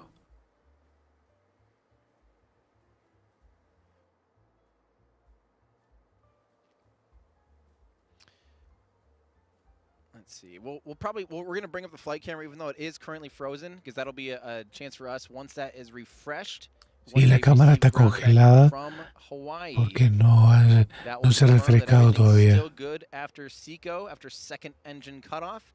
And again, I mean, at this point, it's a total win. Now they're kind of going for the bonus round. They're kind of going for that, you know, what's that in that sport ball term, like the 1-point conversion type of thing. Like this is almost showing off at this point because they're trying to go for a 300 by 300 circularization burn. So once they're all the way on the other side of the globe, actually, 45 minutes into flight is when they're going to try relighting the Lightning engine. So and again, that's kind of like that's big deal stuff. That is something, you know, that's a lot more advanced than just flying totally. Cuando esté completando la mitad de la órbita, van a hacer un nuevo encendido, que es otro de los temas complicados, que lo haga, ¿no? It's a good thing to be able to have, and it's an awesome thing to be able to demonstrate. So, oh man, I don't know, Ryan and Colin, I don't know if we have the ability, if we could start dumping. Lleva carga, sí, 35 kilos de carga lleva. Moisés. RC, feel free to make an announcement along those lines if you wish. Hawaii sees the vehicle at this moment and is looking for a connection still. Stand by for bitrate pickup. Copy that. Están esperando por la conexión. Hawaii sees the vehicle. They're working on just having it connect to that ground tracking station.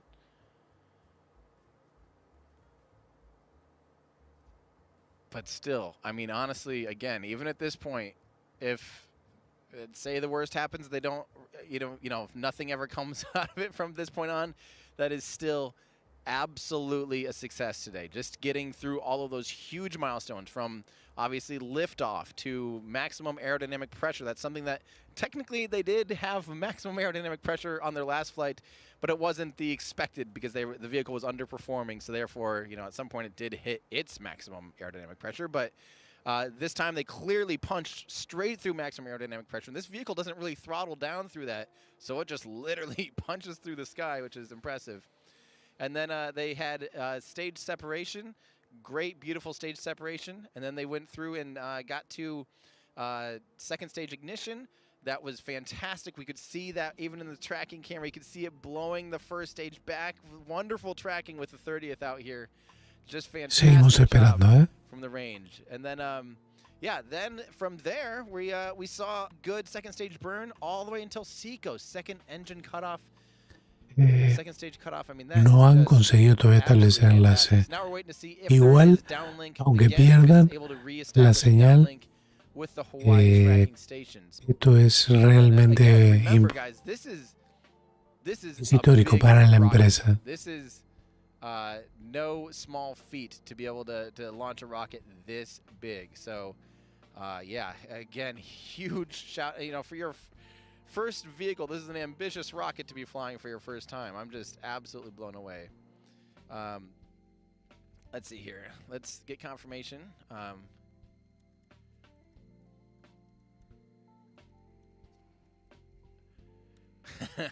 Texting my friends at Firefly quick, just being like, guys, this is insane. I am just absolutely floored. Sorry, I know a little bit unprofessional on my end, but that's what you get when you hire just an enthusiast out here just to help share some feeds with you guys. I mean, we are working on the replay. So what we're going to do is we're actually... Sí, lo que se colgó fue la conexión de Tim. That's still on our network. We'll see if any of them lost. We're actually going to Tim ha tenido problemas de and then we'll be able to bring them into the truck. It might take us a second here, but we will be able to replay some of them live on air and even play them in slow-mo. So we'll be able to see some of those views that we weren't able to see in real life, real time. So sé que van a pasar, que tienen inclusive en velocidad lenta, cámara lenta. Are we actually able to download from the Zcams? Sweet. Okay, yeah, we are actively able. That means we didn't lose, hopefully, too many of them. They are actively downloading the footage from the launch. We'll be able to replay those here in a second. Bueno, dice que en un segundo va a pasar las cámaras let's go ahead and answer a few more of you guys' questions. del lanzamiento. Let me give a quick shout out here to some of the people here. I mean, this is just this is the time I'm informally I'm working as a you know, a representative informally with Firefly. There is Kim, yes. Hold on here. Cut to the wide cam. Switch the lights to. Oh my gosh. Yes, thank you, Kim. Yes, sir. Congratulations. So my team is working through Oh, what's that's so remaining cool. on the Look, ground channel, and we're just Bueno, tienen un champán ahí, va a festejar. we got some champagne out here. Le llevaron champán. That is awesome. Le Thank you llevaron so much, champán a Kim. Tim. Oh, that is awesome. So again, remember, their mission isn't even done, but the milestones they reach is considered by all means a huge success. That is Bueno, a pesar de que todavía no han terminado la misión, dice para ellos es justamente un éxito. Para Firefly es un éxito. and do some thank yous. let's see here. So I need to thank our team here. I mean, we have a team that's so far. I think we might want to cut the comms actually, and we can pull up just a tight camera. We are again awaiting downlink. So hopefully. Okay, this is LD on Countdown Hold Net. on. Let's listen in actually. Everybody watching and waiting for data. We flew over Hawaii. KSAT was not able to get our telemetry over Hawaii. We suspect it's a KSAT problem, not a vehicle problem, but it's that's where we are right now. We have passed Hawaii now. Now we're in the dead time between Hawaii and Mauritius. Once we attempt to pick up there, hopefully we'll get data from the second stage at Mauritius. So stay tuned on that one. Mauritius AOS is expected at 47:29. Copy that. 47. This is GNC on CD1. Per the tracking table update. A 47 minutos van a tener la nueva conexión. It's not surprising given the low elevation pass that we were expecting nominally.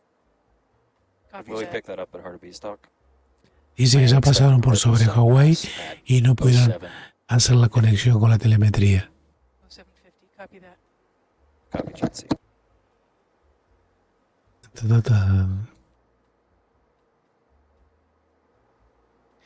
Sorry, I realized I wasn't talking on it. So they were talking there about the ground tracking stations. Can we cycle? And yeah, so 552 Alpha. Bravo. Sorry, I'm still hearing them in my ears. They were talking about the ground tracking stations, and what's happening here is the rocket's flying west. It's flying over over Africa, and they're trying to determine which stations will be able to pick up the vehicle. And remember, just like when I don't know if you guys have ever seen Starlink or the ISS fly over. Sometimes it's really low on the horizon, so it sounds like the station they're trying to track in Africa standing by is likely going to be very, very low on the horizon. They don't think it'll have a full on lock CD1. On that. I lost state data. I thought it would latch. So all right, I think. Let's go ahead and answer a few of you guys' questions. I seem to have lost it. Would we get? All right, so yeah, like I said, I owe a huge thank you to everyone here again at Firefly just for making all this possible. We're going to stay on air here until we hear all the updates and give you guys everything we know about the status of the vehicle at this point. But again, demonstration missions, this is huge. Just being able to even get the vehicle through that many portions of flight, that is absolutely incredible. So yeah, let's see. So Debemos esperar la confirmación. Africa at some point, if I remember right, but lo que están viendo la versión corta del video, digo, bueno, la confirmación la van a tener en las redes. Muchas gracias por estar en esto. Suscríbanse al canal, activen las notificaciones. Gracias por vernos. Seguimos hasta tener la confirmación, obviamente. So yeah, thank you to our teams here, just everyone on site here that made this possible. Between the Firefly teams, also Ali and Colin and Ryan Me imagino que va a seguir team, vamos a ver. All of this possible, but behind the scenes we have a lot of people, including Colton from Tomorrow, who made all this, helped make all this overlay possible, and the chat system that you guys see. But also Ben Steinman, who helped with all of the networking stuff constantly, and Andrew Taylor, even though he's not here, was still helping out a ton over the air. We also had Mary Liz Bender from Cosmic Perspective as well, doing a ton of programming. There's just so many people here, but also Space Launch Delta 30 for the support on the range. It's just, this stuff wouldn't be possible without them. But yeah, there's, and also we should give a shout out to the brand new CEO that took over just a little more than a month ago, Bill Weber. Congratulations on the new position with an exciting new rocket company. So yeah. All right, we'll keep listening here, guys, and hopefully we'll learn all about everything. And I'm going to hear something here from the producer. Maybe we are coming up on our replays soon. Maybe that's what that is. Let's keep answering some questions here. Let's see. This is from Cynic in Chief saying, Team Angry Astronaut reporting in. Pointy end up, flaming end down, and no Starliner or hydrogen leaks detected. Godspeed, Firefly Alpha. Yeah, it's fun reading these comments now, after we've had it. Okay, so this is from Scott Manley saying it'll get to Australia or South Asia first.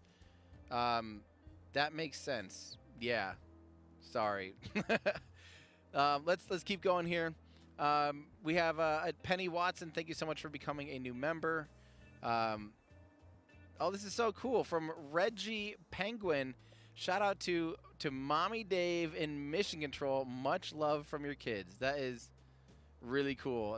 That's awesome. I love that there's families tuning in, you know, seeing the vehicle that their loved ones have potentially been working on for, you know, a year at this point, or, you know, if they've been with the company since the beginning, years working on these rockets. So cool that it's you know, that it happened. I mean, that is history. So I just love it. It's so cool.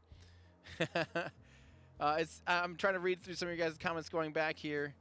Estamos esperando a ver si Tim, Thank you guys for becoming members. You know, we do esperando a ver si Tim nos muestra las cámaras de alta resolución que tiene allí. Digo que estaban descargando los videos para poder mostrarlo. It's not over the top, but close. Let's see here. This is from Pizak asking, thank you for your 17 months of membership. How many launches have I seen, and what was the first? So this is, I'm into a little beyond 24 at this point, I believe. But the first one I ever photographed, I photographed one without seeing it with my own eyes, twice actually. The very first one was CRS-3. I left a camera on the pad and had to go home, watched it from home in Iowa. In 2014, CRS-3 was something like April something 2014. It was the first Falcon 9 with landing legs. It was the first rocket that I ever saw on the launch pad. So, yeah, that was really fun to see. The other one after that I was able to see was I was out here. The second launch that I ever technically saw and technically heard was the Delta II carrying OCO2 out here in Vandenberg. That was also the summer of Lo que Jorge hace una pregunta y se la contestan bien. Miguel Ángel Teti, Jorge Rodríguez pregunta, dice, ¿cómo es posible que el señor de marrón, o sea, Tim, lo haya visto bien y nosotros no? Tim está a 11 kilómetros, en realidad no vio nada porque tiene niebla, pero tiene las cámaras y tiene sus monitores allí de lo que están viendo las cámaras. Seguramente lo que él no tiene ahí es un monitor de lo que está saliendo en internet. Justamente él sé lo que está viendo la gente. Su video no se subió bien a internet por problemas de señal. Justamente pasamos para atrás el video para poder pasar de nuevo el momento y no quedó. Vamos a ponerlo aquí. Esto es el momento del lanzamiento. -5, 4, 3, 2, 1. Se cortó y quedó ahí. Esto es lo que se vio. It's off the pad. We have nothing on tracking yet. There it is. Four's got it. Oh. Vamos de nuevo. 2, 1. Eso es todo lo que está It's off the pad. Lo que transmitió Tim. We have nothing on tracking yet. There it is. Four's got it. Oh. Get ready. We're going to hear it here soon. Lo ponemos de nuevo otra vez. T-5, 4, 3, 2, 1.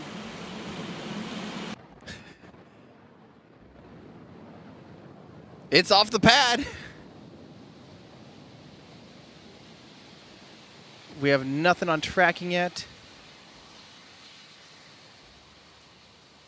There it is. Four's got it. Oh. Get ready. We're going to hear it here soon. Eso es lo que justamente estaba viendo Tim. Y me está mostrando fotos ahora. Oh, that's cool. Michael even says one of the greatest launches that I have witnessed, and Michael's seen a handful of launches. That is just fantastic. Definitely check out. Let's keep looking for more. My Discord channel is feeding me with a handful of awesome stuff. So I'll keep my eyes open here and see if we pull up any other good shots. Yeah, don't forget, it's a relatively smaller rocket, and because it was flying more west, more retrograde than most launches out of Vandenberg here. Yeah. Matthew Cable, send it. It got sent. It absolutely got sent. Carlos was watching through ISS Live now. That is awesome. Thank you also to Kim for becoming a member. Just trying to kind of fire through a handful of you guys as we wait updates. Let's see. Rockets. How do they work? Magnets, my friend. Magnets. Lo que dice el retorno debe ser sí. Él no estaba viendo el retorno. Y esas cosas pasan, obviamente, ¿no? I'm assuming that says Llama's Squishy or Yama's Squishy. Vamos a tenerlos. Es complicadísimo tener buena señal en un sitio de aterrizaje de LPE porque generalmente estás alejado de todo. Tim, además de las señales de celular, que debe tener varias conexiones, fíjense que Darien tenía 3 o 4 conexiones de celular. Tiene también Starlink, igual que tenía Darien cuando estuvo la última vez en Kennedy, pero Starlink no está en beta, no está todavía en funcionamiento 100%. Let's see. All right, we also have Konana. Thank you so much for your 13 months of membership. Bueno, los miembros VIP ya tienen la versión corta, ¿eh? Alpha Films in New Zealand. Thank you for all your content over the past few years. It's kept my passion for space alive. Go Firefly. Awesome. Thank you so much. That really means a lot. I'm excited. This was a big one for me to get off the ground because it means that I can hopefully get back to making some videos here in between this rocket launch and then the next Artemis attempts. Hopefully there's a decent amount of time there where I can kind of just sit and edit some videos. Jorge Rodríguez pregunta de nuevo. El del abrigo marrón. Tim se llama Tim. El del abrigo marrón se llama Tim. Si tiene copias, ¿será posible que lo suba para el público general? Sí, dijo que lo estaban descargando, que tienen varias cámaras, que las iba a compartir. No son reservados porque él está transmitiendo para la compañía. Podemos retransmitirlo. Show my computer here. You'll notice that the clouds there, obviously where I am, I'm basically right smack with those clouds overhead. I literally couldn't even see the glow. I don't know if Ryan caught anything with his eyes or with his camera here, but I no vio nada, dice, no vio ni siquiera el brillo por la niebla. As you can tell there, so that's why those tracking cameras have infrared, because they can literally shoot through clouds, which is just... La cámara de él tenía infrarrojo, entonces podía verlo a través de las nubes. ¿Qué fue lo que vimos? From Greg Smith, hello from Oregon. Fun seeing you here in the time zone, and glad the fog didn't douse the Firefly. I'm super stoked about that too. Oh, we also have, here's another image here as well. Go ahead and give me 1 second. I gotta do this. It's really funny. You can't, unless someone knows, when you're in full screen in Chrome, where you're completely full screen, for the best of my ability, I don't think you can type in a URL, believe it or not. Yeah, I Command L and just, can you paste? It doesn't let you do it, believe it or not. It's really weird. Hang on, we're pulling up a little guy here from our friend Jack Beyer, also with NASA Spaceflight, an incredible image. I'm waiting for it to load. Hang on. Come on, Twitter. Give me the goods. There we go. Jack Beyer looks like he was sí, son fotos. At a high elevation point. Probably there is some mountains nearby here. Look at that. You can see the cloud. That is just what a shot. Man, you can just see the clouds sitting in the right here, just the marine layer. So we are just barely inside of what looks like a really thin layer of clouds, because look at all the stars. You can even see the Milky Way galaxy in this image. And then you can see, that is fantastic. Great work, Jack. That is so cool. Está muy buena la foto, la verdad que sí, ¿eh? Sorry, the photography nerd in me is just geeking out of this stuff. Augusto Manuel dice, bien por Firefly, uno más en el mercado de los cohetes, un gran triunfo. Pero por la duda mañana salimos con paraguas. Flow in our Discord. I really like that shot. All right, let's keep going here. Let me answer this there, 13 or hi ADA team. Thanks for the coverage earlier in the launch. You didn't know what Wireshark PCAP stuff meant. All it likely is they were logging network communication between the ship and ground equipment. Very cool. Yeah, thank you. That's stuff that I have no idea what that means. That's well outside of anything. So thank you very much, 13, for letting us know that's likely network communication. Very cool. From Holly Dale saying, go Firefly, support from Austin, Texas. Yes, absolutely. Hopefully the teams back at Austin are also celebrating like crazy tonight. I know not all of them can be here, so yeah. Let's see here. Here's what we're going to do, guys. I'm going to actually, oh, here we go. Thank you so much, Penny Watson. Support Everyday Astro, the most dedicated channel and most informative. I don't think I'm the most dedicated or the most informative. I don't think I informed that much, honestly. Since we're a pretty small team here, I kind of just have to pick and choose what types of things I work on. And frankly, this was one of the last ones that, last launches that I'll probably just try to really, really cover no matter what. I think Luna is more or less going to be dedicated for the most part down at Starbase and occasionally going to Florida.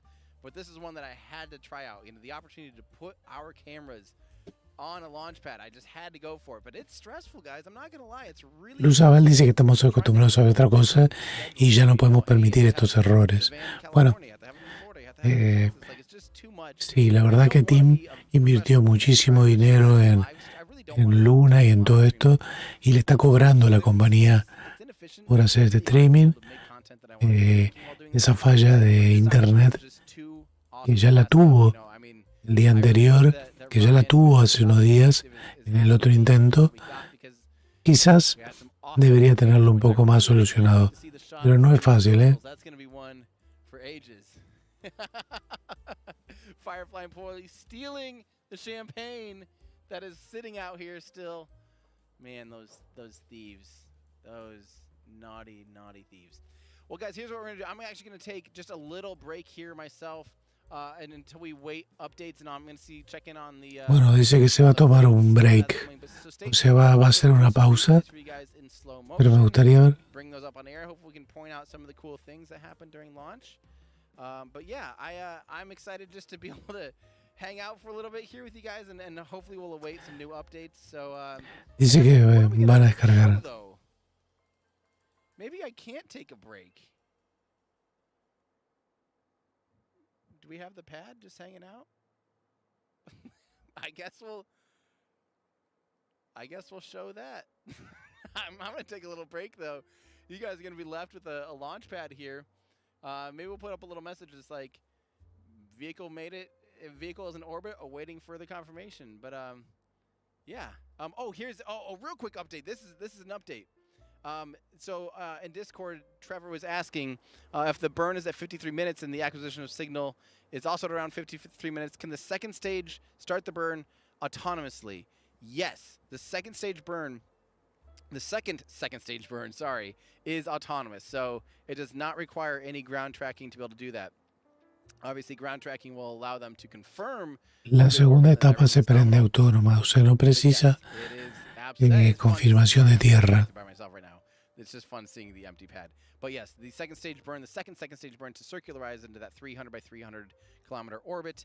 Yes, that is something that is done completely autonomously. So, all right, I'm going to take a quick little break here. We'll leave you guys with a shot of the pad until we get some replays back from you, and then hopefully get some updates on the status of how the vehicle is doing and where it's at. So, yeah, I'll be right back.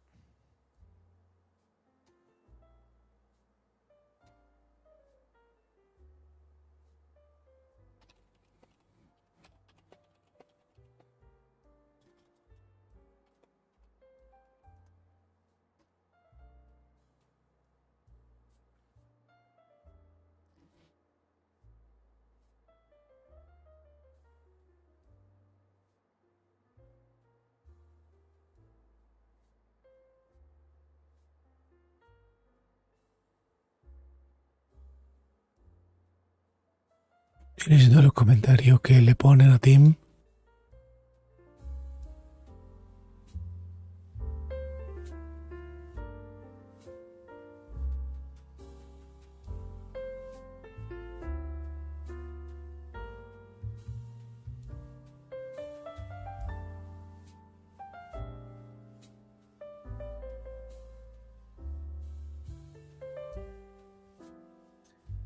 Todo el mundo le pone lo mismo, que nadie vio el lanzamiento.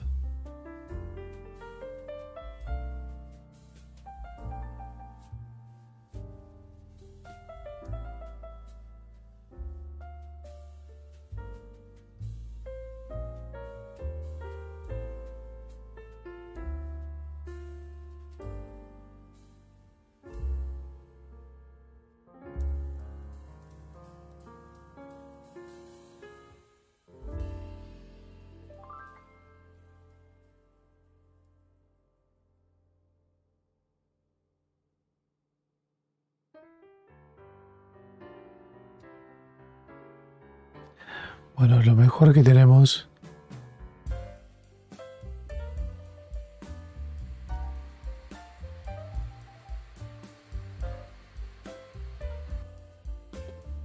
There you hear it. They are go for launch. Launch Director Megan Roth confirming go for launch.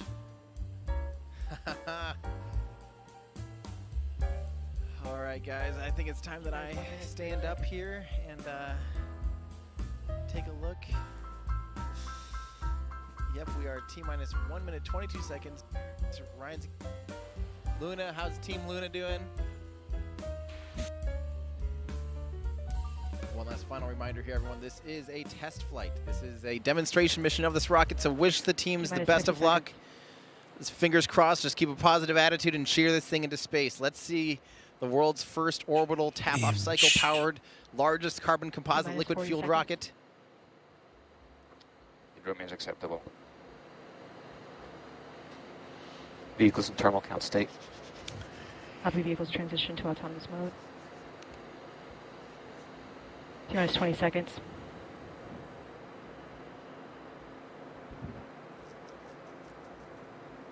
Here we go, guys. T-minus 10 seconds. T-minus 5, 4, 3, 2, 1.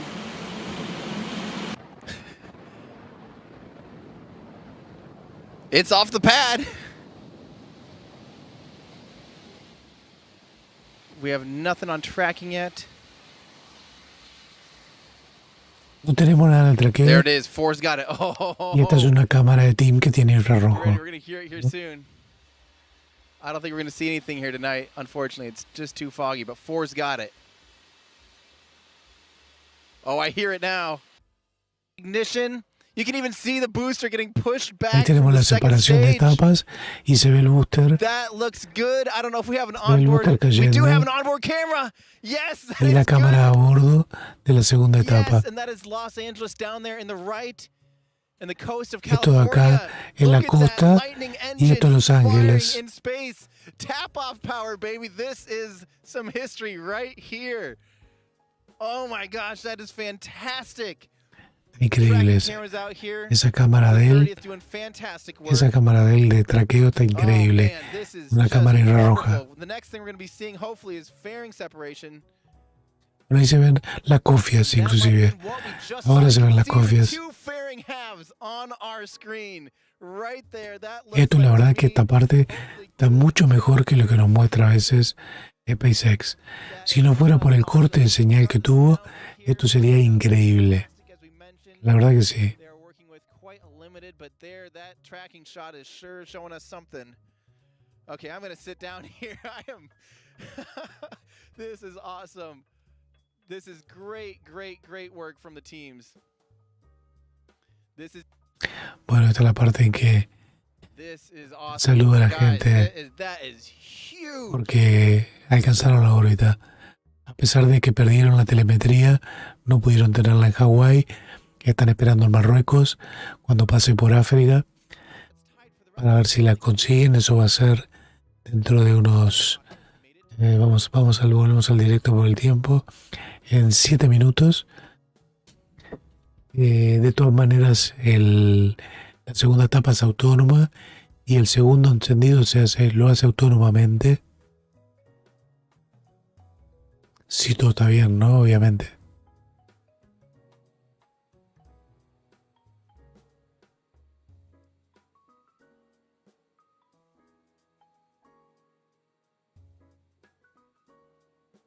Mira, GT te dice lo mismo, sí.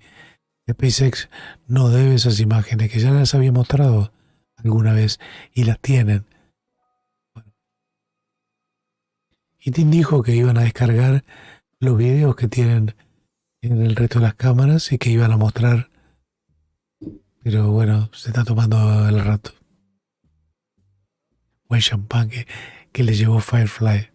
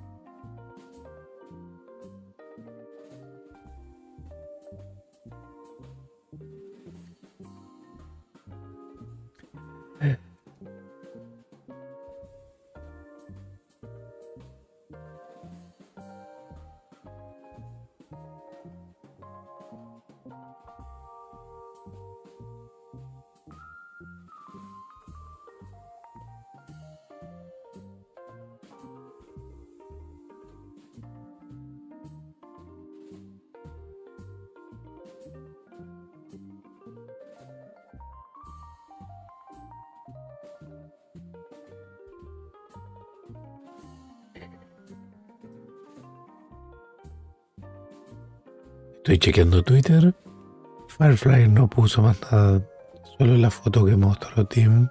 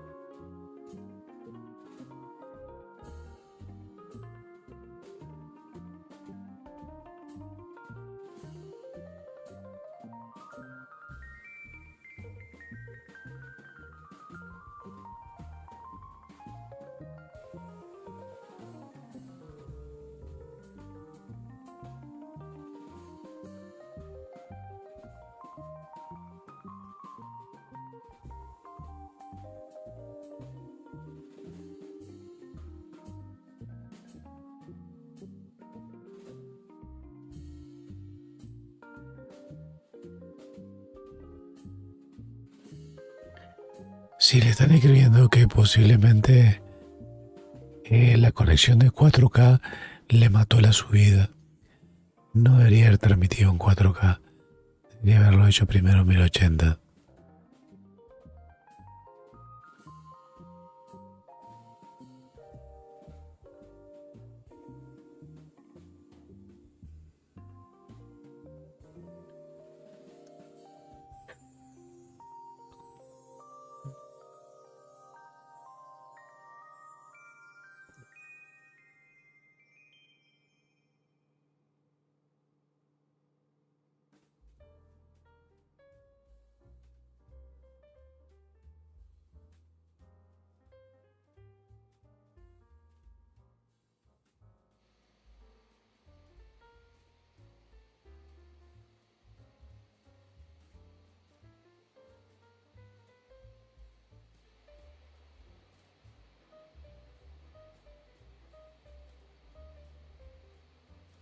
Yo necesito los mensajes de Tim.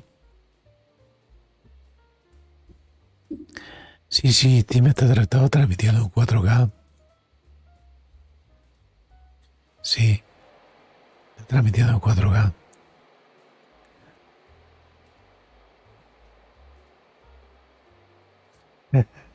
Leandro, gracias por ese mensaje en el chat de Tim.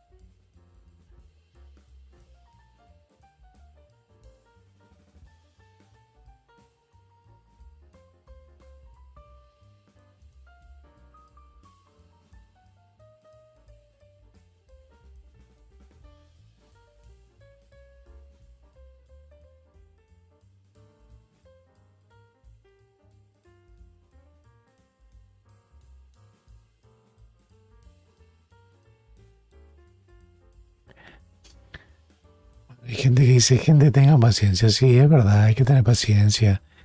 Es el primer streaming desde un equipo totalmente nuevo. Opino que evidentemente sí fue un error tirarse con todo, como quiso hacer desde el Centro Espacial Kennedy cuando la primera vez que usó Starlink y se olvidó de actualizar el firmware del Starlink y no le anduvo.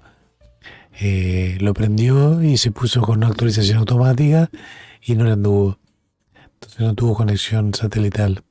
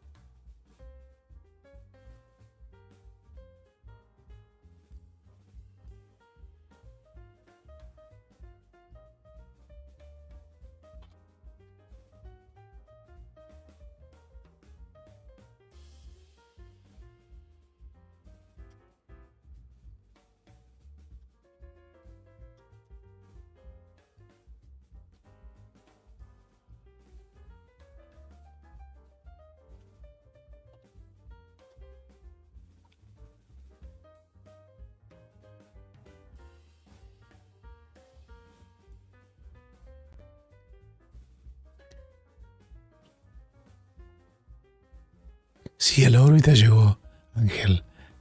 O sea, llegó a la órbita, eso está confirmado. Lo que tiene que hacer en unos minutos es la corrección cuando está del otro lado del planeta para circulizarla, que es automático. Y lo que no pudieron es establecer comunicación con la estación de rastreo de Hawái cuando sobrevoló Hawái. Dijeron que el próximo sitio donde iban a hacer el enlace con tierra es sobre Marruecos, en África.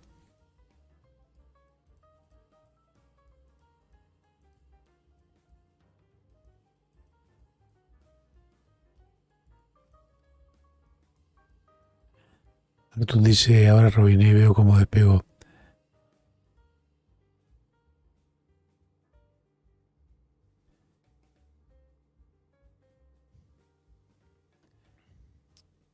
A ver qué dice Tim. Welcome back. So, yeah, everything's fantastic now. We got some great news. It sounds like we actually have onboard cameras back because they do have acquisition of signal.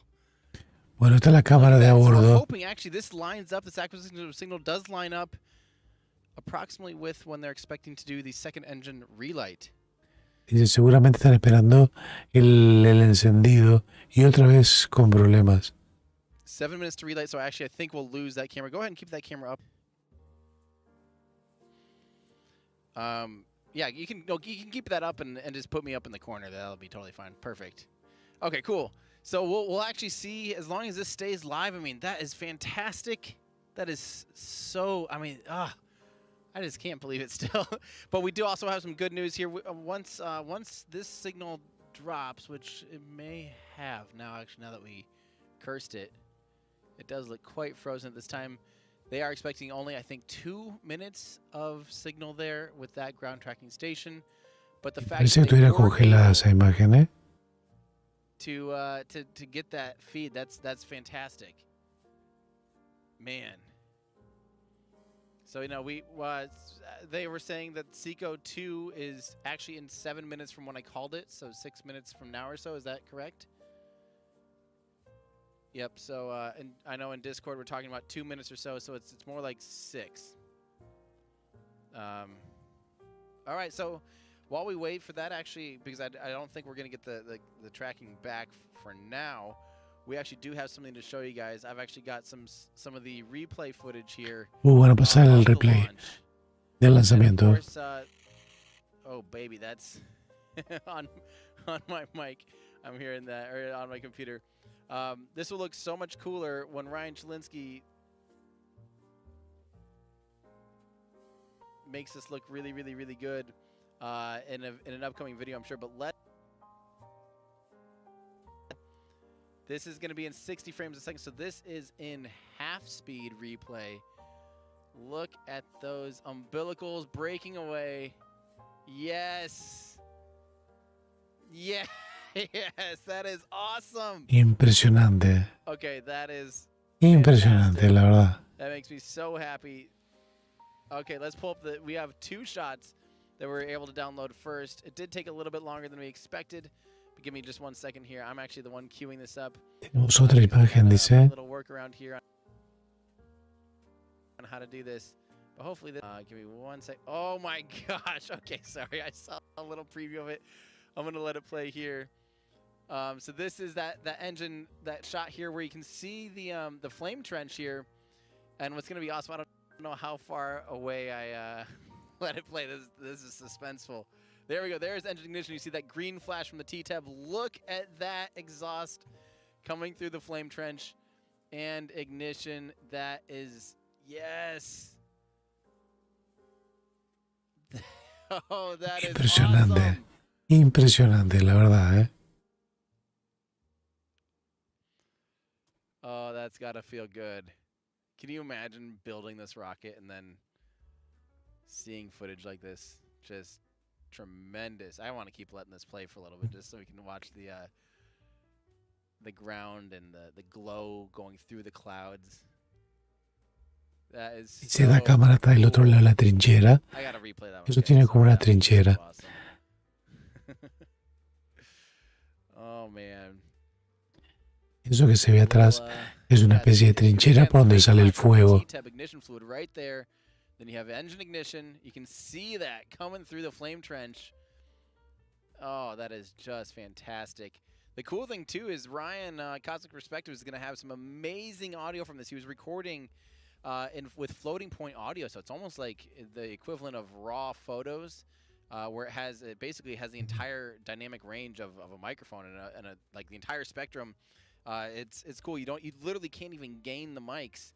You just simply have all of it. It's almost like magic. Look at that. Bueno, ahora sí. Imágenes de la segunda etapa.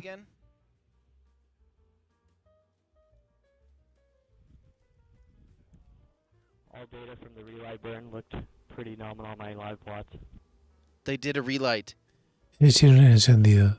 Stand by for payload deployment. How soon? Bueno, y van a soltar la carga. Out of view? Damn. Okay. I'm watching. If I see anything, I'll holler. And GNC, is this the position maneuver for the deployment, or is this uncontrolled? On CD1, we should be reorienting for payload deployment. Okay. Están reorientando para soltar la carga. Are we seeing that? Affirmative. So they are seeing good RCS control. In other words, it's not just like tumbling out of control. This is controlled. Congrats, guys. Dice, no está girando descontrolado. They are now going for payload deploy. They're expecting loss of signal here, which probably right there. So now we'll have to wait a little bit further for confirmation of payload deployment. Oh, look at that shot, though. That is looking up from the top. That's where the payload fairing used to be. Now it's showing a handful of the small sats and the CubeSats right there on the payload dispenser. I really hope that they keep the tracking here so we can see the deployment. This is fantastic video. I didn't expect that La verdad que el video sí. on-camera stuff would look Y como this ella good. tiene, está fantástico. This is some of my favorite. I should stop ruining it with me yabbing over top of it. This is incredible. Hey, actually pull my face from this feed for just a minute so everybody can get a clean shot here, at least for. This is so cool. Yeah, screen grab this, my friends. Stock LOS expected the next 60 seconds. 60 seconds. 16 segundos. Pierde la señal, dice. Screen grab this. Put this all over Twitter and Instagram. This is fantastic. Oh, and then we are starting to freeze again. They're expecting a loss of signal from those ground tracking stations. But that is absolutely amazing. Acquisition AOS at Vandenberg is expected in approximately 28 minutes. Oh. The next acquisition of signals in GNC when you have a second here at Vandenberg. Yeah. So that's like about an hour and 20-ish. Oh man. All right. Well, guys, that is like just the coolest. I'm at a loss for words, and I have to apologize to you guys too. By the way, if you watched the thing, I'm not gonna lie, I did not at all like prepare this. Again, if you can't tell, this is a pretty informal relationship here with me and Firefly. They're not telling me what to say. They're basically like, here, we're gonna let you stream this. I've never been the official launch commentator that you guys rely on.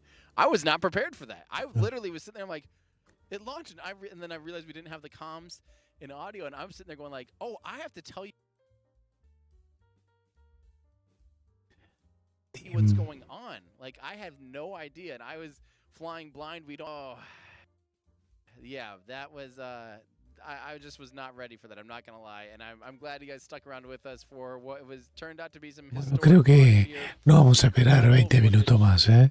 Yeah, but that's the beauty of this. I mean, how cool is it that we live in a day and age where just a guy like me, somebody just totally a normal person that runs a YouTube channel is allowed 20 minutos.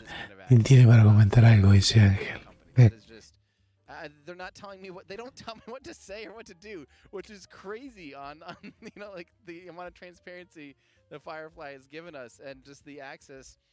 That's not normal. I've never seen anything like this before. I've never seen a rocket company be like, yeah, just here you go. Bueno, no creo que ponga otro video nuevo del lanzamiento, ¿eh? Tuca dice, he dormido como un bebé en la medicación, la semana que viene me meto en Botox. Oye, ni la lomana, ¿eh?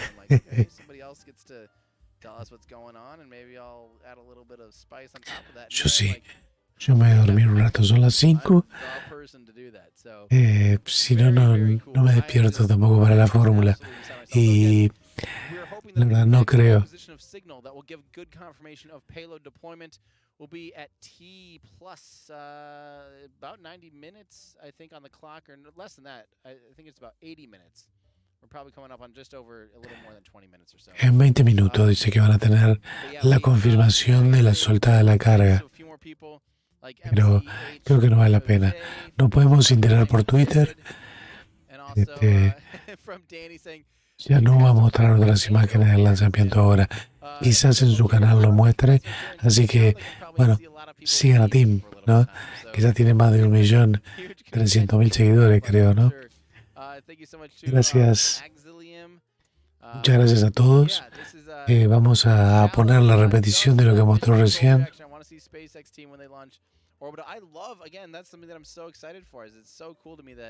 That the teams at Firefly allowed us to show mission control and all that stuff. I mean, that back for now. Ahí tenemos la repetición de lo que pasó recién.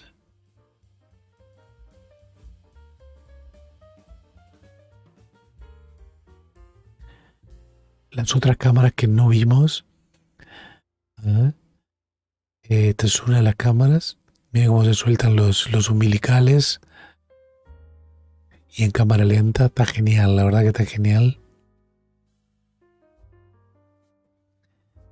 Y la cámara siguiente está tomada de más lejos, del otro lado de lo que le llaman la trinchera, que es un canalón por donde sale el fuego de los motores. Aquí. Quiere decir que está pixelado, lo está reproduciendo de su computadora.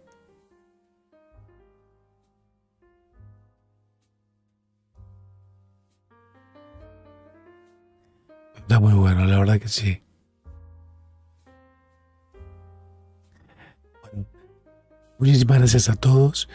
Gracias por el apoyo, por la hora terrible que es en América, la hora muy temprana también en Europa. Miembro VIPs, moderadores, seguidores, suscriptores, en fin, amigos, todos los que están viendo esto, muchísimas gracias. Nos vemos en la próxima. Un abrazo. Chau, chau.